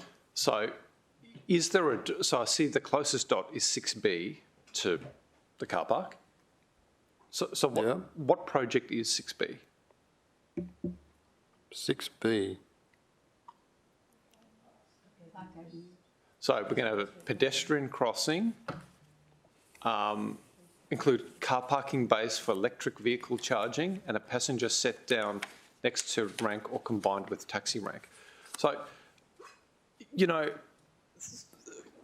this could be the terminus station for the light rail. I mean, we don't know whether light rail will continue past Burleigh, and let us assume that it will, but for some time, this will be the last stop on the light rail. This body of work looks at how we can improve Burleigh in a post-light rail world, and we've identified that parking is a concern. I disagree with, but I accept your view that there is some merit in reducing the amount of car parking on James Street, for example, to improve the pedestrian experience. But personally, I see Alex. Councillor Vorster, I just had an advice from Alicia and Mick that I think might address your concerns. Mick, Alicia, would you like to talk to that? I think through you, Mr Chair, Mick's just getting some more clarification. Councillor Vorster, I just asked Mick, was there a reason why we didn't look at expanding the car park in the car park as part of this? And I think the answer is at the time it was a transport project. I'll just throw to Mick because Mick might have some more information on that.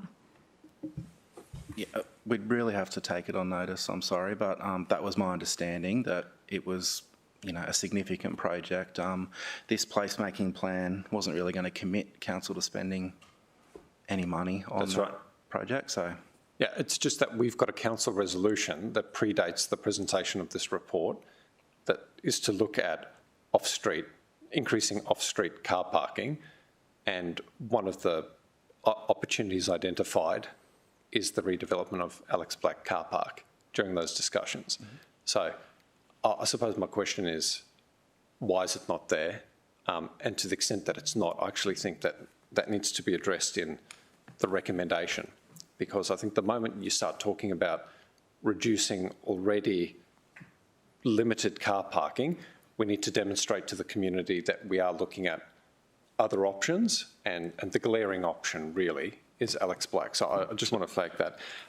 My last question, Mr Chairman, just deals with that horrible, horrible, horrible intersection which we talked about.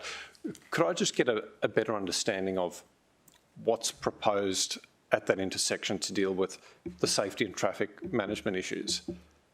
Because I would have thought that moving the pedestrian crossing, which currently meets the arcade entry, further south would have been sensible, but obviously that's not what's being proposed.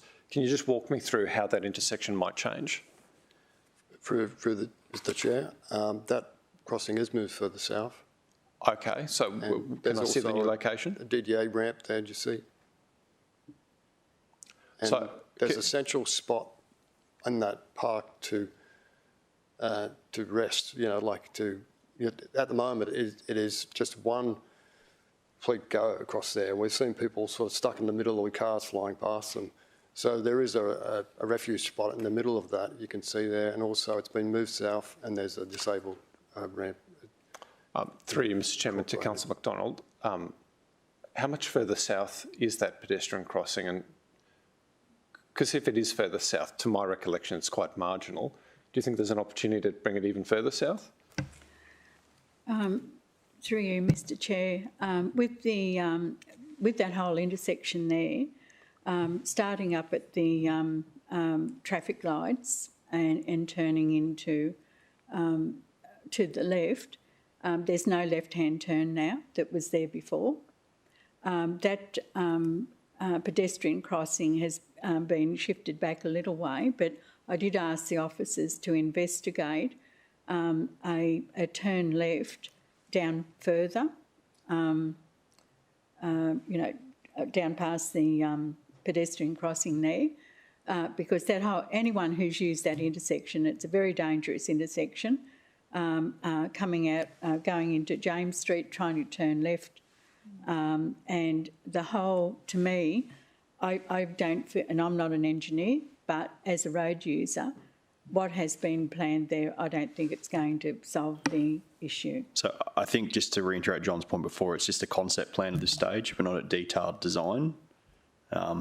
If and when it gets to that point, I'm sure there'll be opportunities to get into that more, but just a concept plan for now. So, Mr Chairman, just on that though, what's interesting to me, and again, I've only been here for a little while, is whether the concept plan foreshadows a body of work to look at the whole geometry of that intersection, or merely the softer treatments which might address pedestrian experience and, general safety. Because, I mean, my sense of it is this is one of the worst diabolical intersections in the city. Yeah. And it actually demands a massive body of work to get right. And there's no sense in really endorsing, a look and feel for James Street and extra trees and, some timber around a dining area if the real solution that's required to address that actually blows out and requires us to totally reconfigure it. So I guess my question is, although it's a concept plan, is the concept plan merely around treatment and pedestrian experience, or does the action item involve a holistic look at the whole intersection geometry? For you, Mr Chair, I'll just ask Christine if she could make some comment. Yes, councillors. Yes, I just thought I might add to the discussion or make some comments that would add to discussion. So we have looked, we take your comments seriously about that intersection, and we have investigated quite significantly all those issues. It's quite dangerous for vehicles or drivers and pedestrians. So we've spoken to our traffic engineers, and because that West Burleigh Road is a state road, so as part of the ongoing discussions, we'll have to have more, detailed discussions with them. But what we have proposed in the concept is that state government have trying to move away from those left-hand turns, and there's about 3 of them at that intersection, which is not at all pedestrian friendly. It's a very unpredictable environment for pedestrians. So in this kind of first round of the concept is to propose eliminating those left-hand turns, but you're right, we will have to have, when it comes to a more detailed design proposal, we will have to have more detailed discussions with the state government, Transport Department and our own traffic engineers. Yes, because you're right, the whole experience of entering James Street is quite dangerous at the moment, so it's something that we have to seriously consider.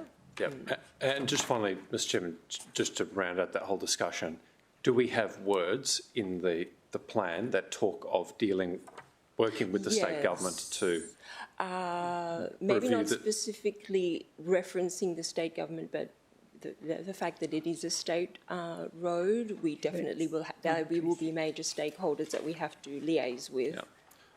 Yeah. So, Mr Chairman, again, I think that's something that will need to be addressed in the recommendation, but that's all my questions. Questions? So, Councillor O'Neill next. Thanks, Chair. Thanks, John. And that is, I know that intersection so well, and it just reminds me a little bit of the one at Tugan as well, which we have the same problems where you just don't have the width. And I don't know, and traffic engineers have looked at that for years and not got anywhere, so good luck. I'm just about James Street, and I appreciate that we probably do need some pedestrian crossing in the middle of James Street because there's nothing, but it is a one-way street. Just to save as many as loss of car parks as we can, did you actually look at a refuge rather than a crossing? Would that have worked, or can that work? The midpoint crossing really is a refuge. It's not a zebra crossing. It's not a zebra crossing? No. It's fairly wide. Can we have a look at the James Street?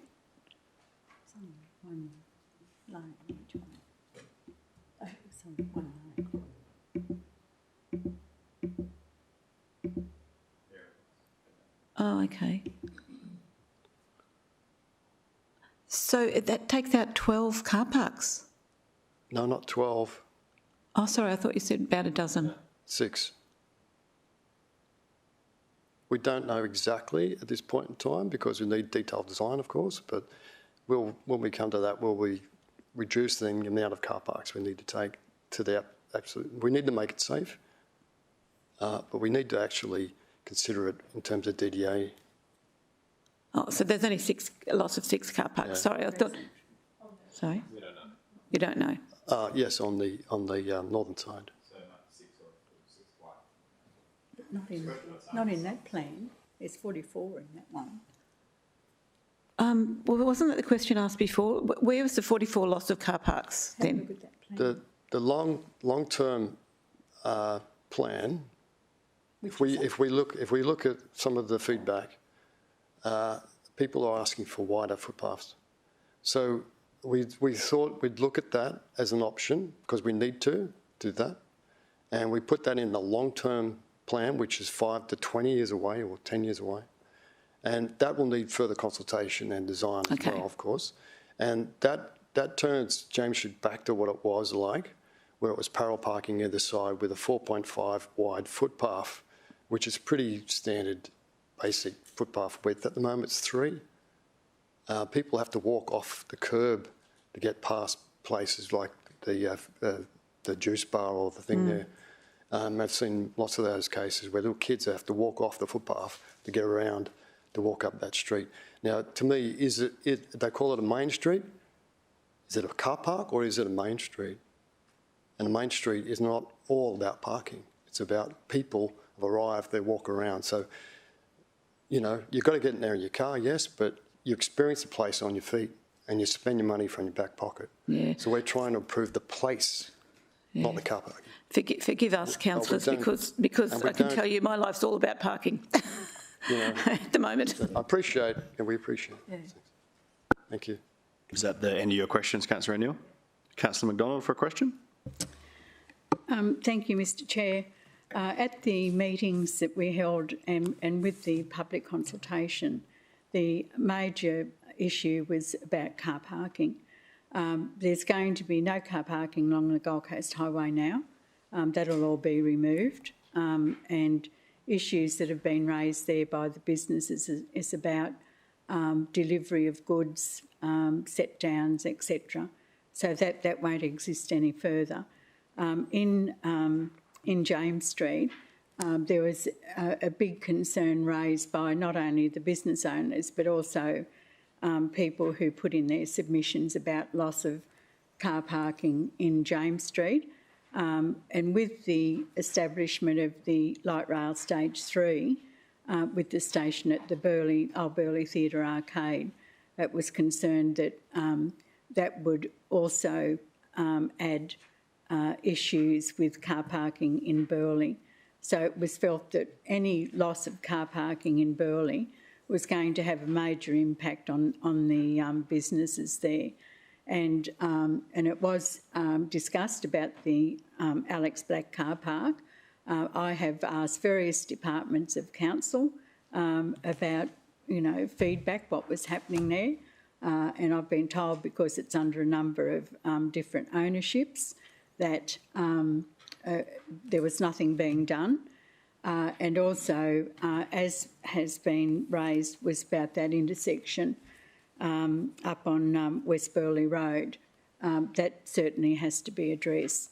So I'd like to see something in the recommendation addressing those two lots of issues about the West Burleigh Road intersection and also with the Alex Black car park. That certainly has to be addressed because when light rail comes through to there and that end stop, that will create a major impact on those businesses at Burleigh, with people coming and using any car parks in Burleigh for the light rail. So I'm going to take that as putting us well and truly in debate, which means I'm going to seek a mover and a seconder.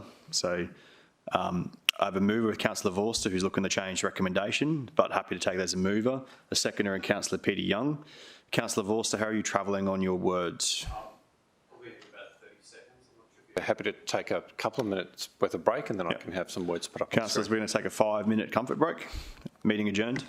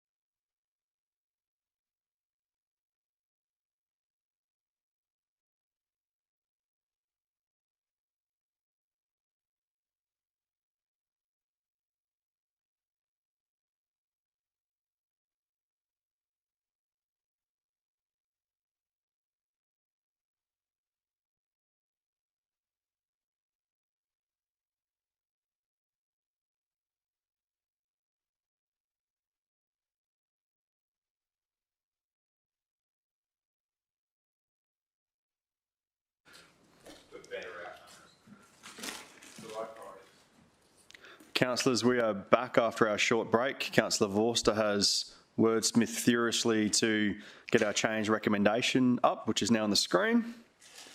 Councillor Peter Young, are you still happy to second Councillor Vorster's change recommendation? Very good. And then in that case, to you to open, Councillor Vorster. Thank you very much, Mr Chairman. There was some tourism research a little while ago which looked at the appetite for visitors for particular experiences when they come to the Gold Coast. And what was interesting is that our southern coastal villages are now emerging as tourism destinations in of their own right. And those who are choosing to stay on the southern end of the Gold Coast are looking for a different experience than surfers' paradise. So I think we need to preserve as far as possible the village atmosphere of our southern communities, including at the Burleigh CBD. But that doesn't mean maintaining them as they currently are.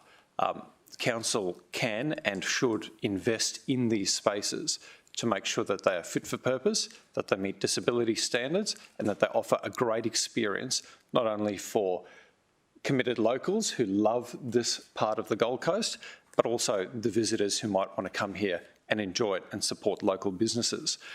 City officers have for many years worked through a process to develop a new precinct master plan, and we should welcome that because we need some sense of what Burleigh might look like post-light rail.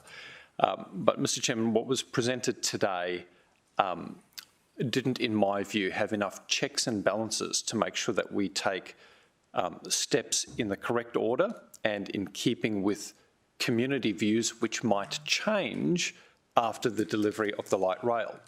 So a significant change today is to part 2, which is to say that we will endorse the master plan, but after the completion of the light rail, we think there's a great opportunity to check in and make sure that the plan we have today, 5-6 years out, is still fit for purpose. I think that's worth doing.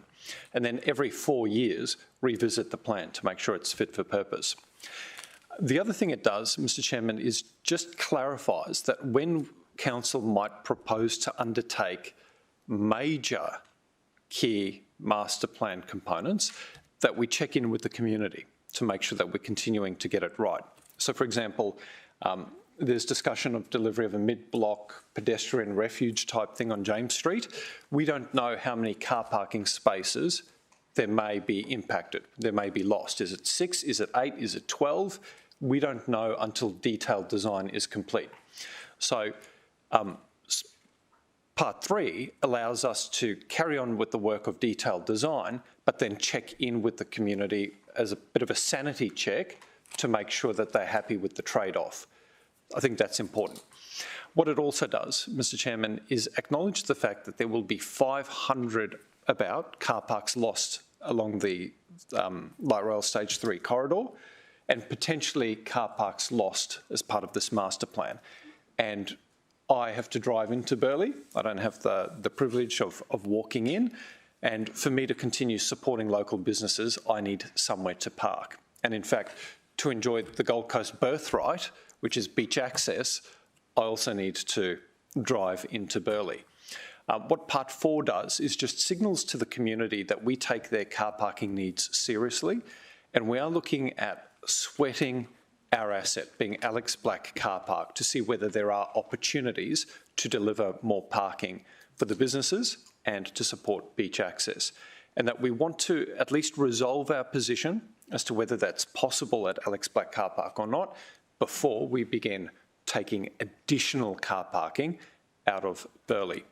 And number 5, Mr Chairman, I think deals with a long-running bugbear of anyone trying to enter James Street, and that is the serious safety and traffic issues with this particular intersection, which creates a massive conflict between pedestrians and vehicles and vehicles and vehicles. And we need to deal with that. The concept plan that we had today talks about lighting and pedestrian treatments, but I think the view is of the committee, we need a holistic look at that intersection and whether a fresh look, perhaps a more robust and ambitious plan, can actually permanently address what is possibly one of the worst intersections in the city. I'll leave it at that. Councillors, anyone to speak against the motion? Why not? Ask a question through you to Councillor McDonald. Do you support this motion? Yes, I think it's much... Thank you, Mr Chair. Yes, I think it's much better than the previous motion.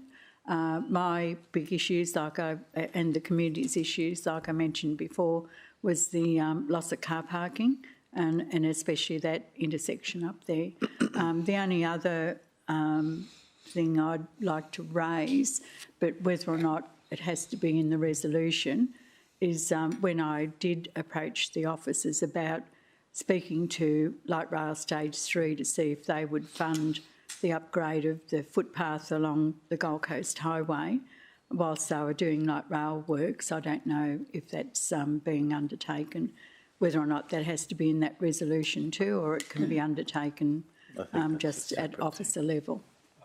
Mr Chairman, I haven't included it merely because it was taken on notice by the Executive General Manager. But if it's a no, then it's something, through you, Mr Chairman, to Councillor McDonald, we could include a council. Yeah. Councillor McDonald, while you have the mic. No, thank you. Councillor Owen-Jones.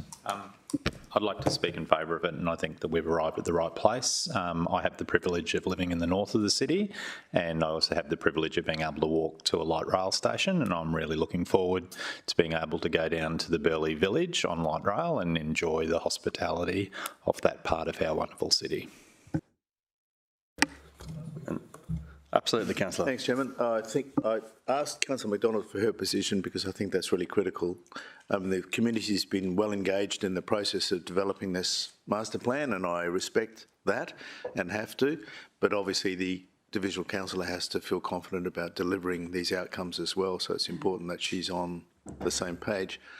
I have less of a concern about car parking. I think what we've got here is a highly pedestrian-dominated area, and we should encourage that, because ultimately that's people are using their feet to demonstrate that that's what they want, and the light rail certainly delivers an opportunity for people to get to Burleigh Heads without a vehicle in the future, and so the loss of car parking isn't such a tragic thing in my opinion. But I'm noting number 4 and the fact that further changes in James Street in particular hinge upon the outcomes at the Alex Black car park. I think that's a very strong message to the community and to the councillor that has got to be worked on very actively, that there's got to be an outcome there which might facilitate, or the outcome might be additional car parking, and that will provide a benefit to offset any loss that might be achieved through the improvements that would be made in the James Street precinct, which I think are notably positive and supportable. So I think that's a real flag for the Divisional Council to pay attention to. Thank you. Councillor Neal, did you wish to contribute at all? Thanks, Chair. Well, I mean, I know Burleigh very well, and I frequent Burleigh myself, and I can't get on a light rail from the south as yet. But look, I think that we are going to cater for a lot more people coming into Burleigh. There's a lot of development going on there at the moment as well. Those people will walk around. So, look, I love the fact that master plans concentrate on walkability of an area, and they did that with the Coolangatta master plan as well, and I think that's really important. But right now we are still stuck on car parking, so I think Alex Black is the best solution out. If there was a couple of levels even put on Alex Black, I think that would solve a lot of problems, and it would actually increase the usage of the light rail as well. And I'm a great supporter of that happening in Coolangatta if light rail ever gets down there as well, so that's what I'll be advocating down there for. But well done, John and his team. I know how much you put into it, and I know that there's a lot of consultation done in these master plan processes. So, and you certainly captured the essence of Burleigh in that master plan. I had a good read of it last night. Thanks. Councillor Gates, Councillor Curtis, any contributions from you before the vote? In that case, we'll take the vote. All those in favour? That is carried unanimous. Officers, thank you. Thank you, Councillor Vorster, for wordsmithing. We move to 6.7. Officers, good morning.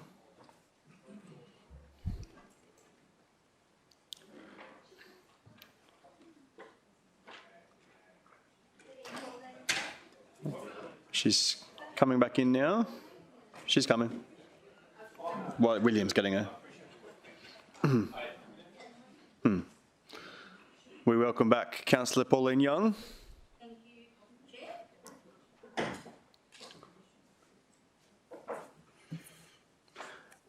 Councillor Peter Young, you did pull this item out. Were you looking for a presentation or just had questions or simply Chairman, looking to move it? This is such a notably important issue for the entire city, and the residents have a keen interest, and I would appreciate a brief presentation in the public realm. Thank you very much. Happy to facilitate. Officers, good morning. Presentation time. Chair, I will give the brief presentation.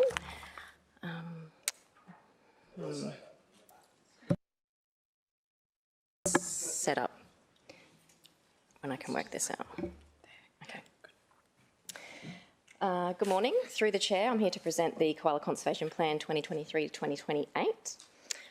The proposed Koala Conservation Plan has been developed following the 5-year review of the Koala Conservation Plan from 2017. The review found the existing actions responded comprehensively to the threats faced by Gold Coast koalas. The major threats to Gold Coast koala populations have remained relatively unchanged over the last decade and include disease, vehicle strike and dog attack. Threats to Gold Coast koalas are exacerbated by increasing urbanisation and population growth resulting in increased traffic, dog ownership and decreased available habitat. The proposed Koala Conservation Plan 2023 to 2028 ensures continued alignment with state and federal koala plans, removes actions which have been completed and incorporates new findings, technologies and best practice methodologies. The updated actions for the proposed Koala Conservation Plan 23 to 28 delivers on 5 key objectives, being critical knowledge improvements, population expansion and management, habitat restoration and management, habitat and population protection, and increased community engagements and partnerships.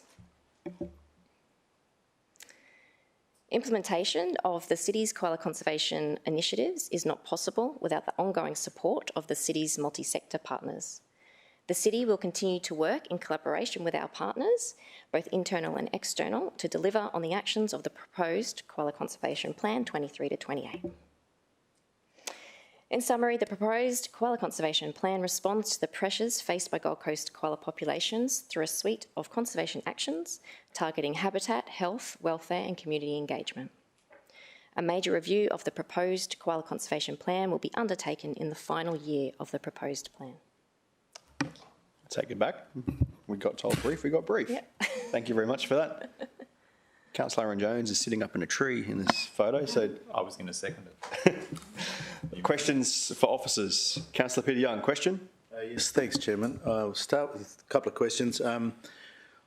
To my mind, the implementation of this is really, we're dependent upon the population to really be involved in this, whether it's amending their driving behaviour or doing things on their own property to encourage koalas to move around safely and not drown in pools and things like that. It's been brought to my attention, and I've raised requests myself for signs to be delivered, bin stickers to be delivered to people who are interested, who live in koala areas, and they've been denied because they haven't been identified in some particular paradigm as meeting all the particular criteria. And I think that's a really counter-intuitive sort of approach. If people are interested enough to ask for a bin sticker because they've got koalas around, I don't see why we shouldn't provide that. So is that something that you can address in this program, please? Yeah, through the Chair, in regards to the bin stickers, as that's sort of a newish program and we had a limited resources to provide X amount of stickers, so we really did need to concentrate on those hotspot areas that where we'd get the most bang for our buck by having the stickers out there. So yeah, they are quite limited, but and you're right, we've had a lot of requests, which is awesome. It's fantastic because it shows the community is interested. Yeah. And we've been taking those names on board and just letting them know that if we get to the end of because it's an opt-in program, so if we get to the end of a particular area and we have some left over, then that's definitely something we were thinking of doing, was to act on that by giving out the bin stickers to those people who have requested them. But yeah, we just sort of had to prioritise. So thank you. That's essentially limitation of resources? At the moment, funding yeah. for stickers? Yeah. I'm quite happy to provide funding for stickers. Yeah, thank you. Yeah, there's through the chair. There's also, I guess, when we do have those hotspots, which there are many, and so we are working from the top down basically. So we do still would like the stickers to go to areas where there's at least some recollection of vehicle strikes in that area, which there is a lot of on the coast. So it's hard to find an area where there isn't. So, yeah, that only because all the evidence has shown that, all the signage, all those sorts of things can, their benefits can sort of wane after a while. And if we want to really hit the message home, we've got to concentrate it on those areas. So that's the reasoning behind that. One more question, please, Chairman. I've received correspondence from people who are interested in the virtual fencing that they've noticed in the Sunshine Coast, recent, very contemporary installation of that virtual fencing, which is the posts that emit a noise when the light from the vehicle's headlights impacts on the sign, on the post. And they've asked, why can't we do that? Sunshine Coast is obviously very strongly supportive of that program and believes it's going to bring positive outcomes, not necessarily to koalas, but to wildlife. Now, I just wanted to make it clear that we have investigated that and we determined that it wasn't such a big delivery in the sense of protecting animals. Do you mind commenting on that? Yeah. Through the chair, that's correct. We did investigate that. In fact, we now have a whole wildlife vehicle collision mitigation program that did a really robust study into every single vehicle strike on the Gold Coast, all the mitigation measures that we know of that have been implemented throughout the world to get a really good understanding of what are the most beneficial. And you're right, Sunshine Coast has done a trial of it, as has Redlands and Logan and Brisbane. Redlands, Logan and Brisbane found no benefit to the virtual fencing and will not continue to implement it for kangaroos. And the Sunshine Coast, you're correct, they did see some decrease in wildlife vehicle strikes, but officers have reported that they can't contribute it to the virtual fencing because it was part of a suite of actions. So there was many things that they did, including community engagement and other signage and things like that. So they also haven't commented and can't confirm if it has helped. So as it's mostly been proven to be ineffective, it wasn't something that was recommended through our program. And we chose a different strategy to address vehicle strikes. Yeah, it's a suite of strategies. Not one thing will ever be proven to work. So yeah, it's a bit of everything. Looking at changing community behaviour through driving changes, and then also looking at changing animal behaviour, so helping them to cross the roads or cross in different areas. So it will really take a lot of different actions. Thanks. Yeah. Chairman, I'm happy to move the officer's recommendation. I had Councillor Vorster first and Councillor O'Neill for a question. Thank you very much, Mr Chairman. Just a couple of questions. On page 590, we set out our partnerships with other organisations to protect Borrowby and his mates. I just recall we had a briefing from the Currumbin Wildlife Hospital Foundation a little while ago where there was a council resolution that we would support that organisation with a fundraising pitch strategy, I forget what it is, to seek support for a project that in their view is important to the future of koalas. That wasn't referred to at all in this list of potential partnerships. I was just wanting to know whether there was an update on that body of work, if you're aware of it at all? I'm actually not aware of that one. I don't know if that was through our committee. Yeah. So it may be enclosed. I'm just going to be very delicate here, but it's no state secret that Currumbin Wildlife Hospital Foundation have a plan to expand their facilities. I think that's a matter of public record. This has been posted by them on social media. They made a presentation to Council concerning that project, and Council resolved to support that project with an appeal to both the state and federal governments for funding. And for me, that actually represents a really important project that should be supported for the sake of koalas. We have a council resolution on the books, but it's not in here. A little bit worrisome that you went across it. Not that that's your fault. I think perhaps because it's been run out of the Mayor's office. I think it'd be useful between now and full council if there has been some progress on that project, that we get a sense of whether it should be part of this plan or not. It could have died a slow death and we're unaware. And lastly, Mr Chairman, I had a question about, on page 611, I've got a map of the Burleigh Ridge high threat area. And I just want to draw attention to the many social media posts that show koalas attempting to move from Burleigh Ridge Park to Burleigh National Park. Terrifying, absolutely terrifying images of those koalas attempting to cross that highway. Now, on page 611, we talk here about working with the state government to ensure the maintenance and or improvement of habitat connectivity where transport infrastructure is developed. Could you walk me through what that means and whether or not it addresses the Gold Coast Highway barrier to koalas at all? Yes, so in regards to working with the government on that, so we've been involved in the conversations in regards to the light rail going through that area. So we've been providing all our information. We've had reports by external expert koala ecologists carried out in that area as well to really identify the importance of making sure that connectivity is retained. So we've been providing all our information in that regards, and yeah, just along those processes when we've been involved.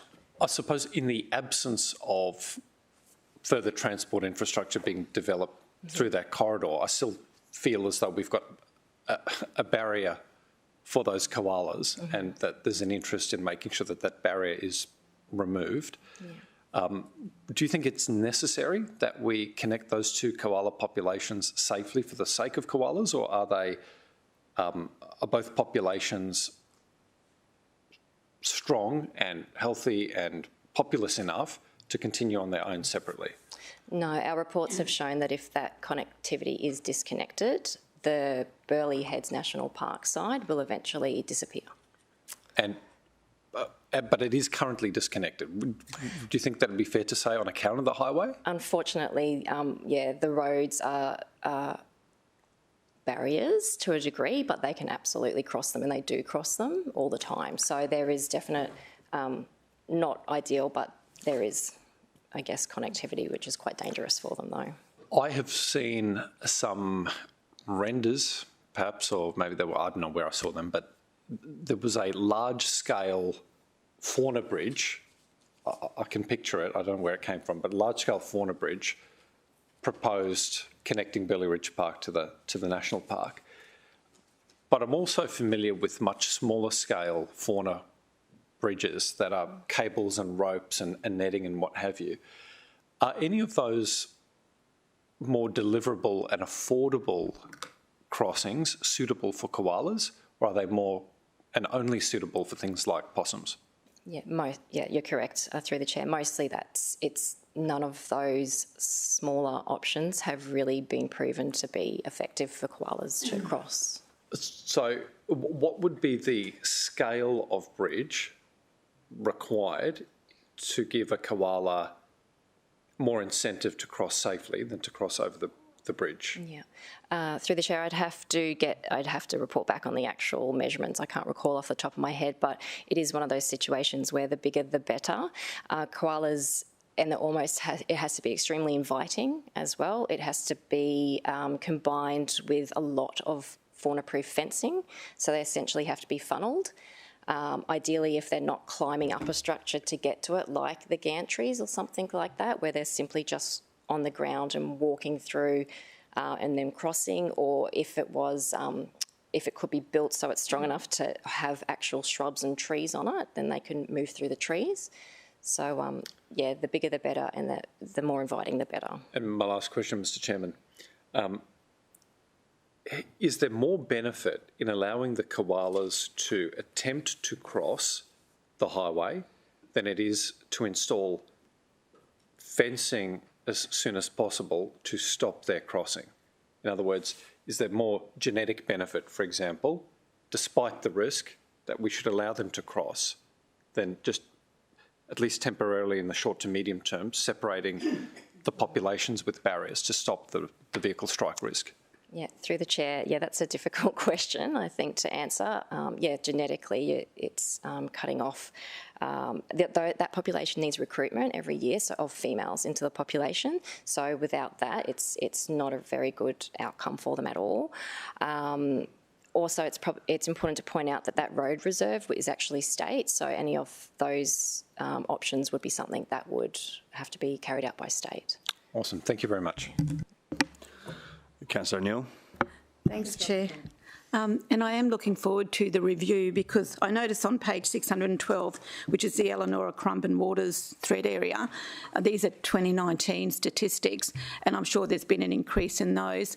My question is, when you identified, and you've identified in the statistics that there was 10 roads identified as highest priority roads for vehicle strikes. I've got a road at the moment where I've actually put in a petition, I've supported a petition that we want to look at lowering the speed limit because there has been a lot of koalas killed on that road. When you do identify a road that you're getting a lot of stats on vehicle strikes with koalas, do you transfer that information to transport and infrastructure? Because when I asked for a decrease in the speed limit on that road about 18 months ago, they basically did, you know, their process of whether they should do that, and they only took in account, you know, where the people were killed in accidents and things like that. So are you passing on that information to that department? Because now we've got the petition and they are going to look at it in conjunction with another department as well. But yeah, just question. Yep, through the chair. Good question. And yes, we do work with Traffic and Transport. We have officers that are progressing that at the moment with them. And the state government has just recently, they haven't necessarily changed the legislation, but they've made it very obvious that speed limits can be reviewed in regards to wildlife now. So that's something that's sort of started the conversation again that we're looking into. And just a bonus question, in your opinion, have you seen results in other roads where they've decreased the speeds? Have you seen a decrease in vehicle deaths of koalas? Through the chair, I'm not aware of any that have recently done that. I know in Redlands that was done quite a while ago, but Brisbane City Council, I believe, are working on that now because it's only recently been something where the state have highlighted that it can be done now for wildlife. So I don't think there's any... I don't know about other wildlife, but in regards to koalas and in urban areas, yeah, I'm not aware of any results, sorry. Thank you. Let's end the questions. Councillor Young, happy to go to the vote. Raise one more question, Chair. I really need to move things on, so unless it is something we haven't gone into already. Yes, we haven't gone into it. Then briefly. Thanks. So recently we had a report addressing state mapping for the regional plan, and it was identified there that ecological corridors had been omitted from the state's plans. Are we applying pressure to that? Because that's obviously critical for our corridor, our koala conservation and preservation actions. Through the chair, we are still waiting on a release of the final regional plan, but our understanding is that our request for more corridor mapping to be included in the regional plan has been actioned. Thank you very much. Thanks, Chair. Councillors, I'm going to end questions there. I have a mover in Councillor Peter Young, seconded by Councillor O'Neill. All those in favour? Carried unanimous. 6.9. Officers, thank you. Councillor Owen-Jones, are you seeking any kind of presentation on this one? No. I've spoken to our legal staff in regards to it, and it's been structured in accordance with advice that we've received from our planning environment lawyers. So I'm happy. Well, I'll move it, and if I get a seconder, I'll speak briefly to it. So I'm happy to second that, Councillor Owen-Jones, and invite you to open. So I think we contemplated when we provided an extension of 2 years immediately after the council decision to refuse the rezoning approval, a rezoning application, or the extension and of the extension of the quarrying activities, that there would most likely be the need for a further extension of time, and we required that to come to council, which is what it's doing today. The city officer's advice is structured following the advice of our planning environment lawyers. We have had 17 or 18 experts appointed by both the city and the applicant who's appealing.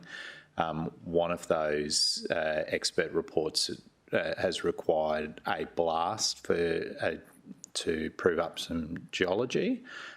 So this also affirms that there'll be permitted one extra annual blast than what was originally contemplated in when we gave the first 2-year extension. And the 13 times per annum was the average number of blasts that had happened immediately prior to the council's decision to refuse. So we're providing a further period of time with the hope that sometime in that 2-year window, the Planning and Environment Court matter will bring itself to a head and an end. And I think that we have an obligation to act as a model litigant, and I think that we don't have any other choice to do than what we are today. So I'd be happy to take that as an opening and a closing. Councillors, anyone else wishing to contribute on this matter? In that case, I will take it as a closing and put the matter to the vote. All those in favour? Division is called. Councillor Hamill, Councillor Owen Jones, Councillor Curtis, Councillor Peter Young, Councillor Vorster, Councillor Pauline Young, Councillor O'Neill. Please record that Councillor Gates is not in the room. Councillor Owen Jones, thank you for your time. Councillors, that's the end of our items for today. Our next committee meeting, being the last of the year, is going to be huge. Could I politely ask that we're going to try and commence at 9 o'clock on the dot? If you could thoroughly read your reports and have any declarations ready to go, would be very handy to save time. Lunch will be provided because we're going to be here for a fair day, and we have a discussion to have with Councillor O'Neill and the Acting General Manager of the new environment area about if we have a water and waste committee or when that happens in the afternoon. But please have your declarations ready and be here for 9 o'clock sharp start on that day. Thank you for today. Thank you, officers. Enjoy the rest of your day.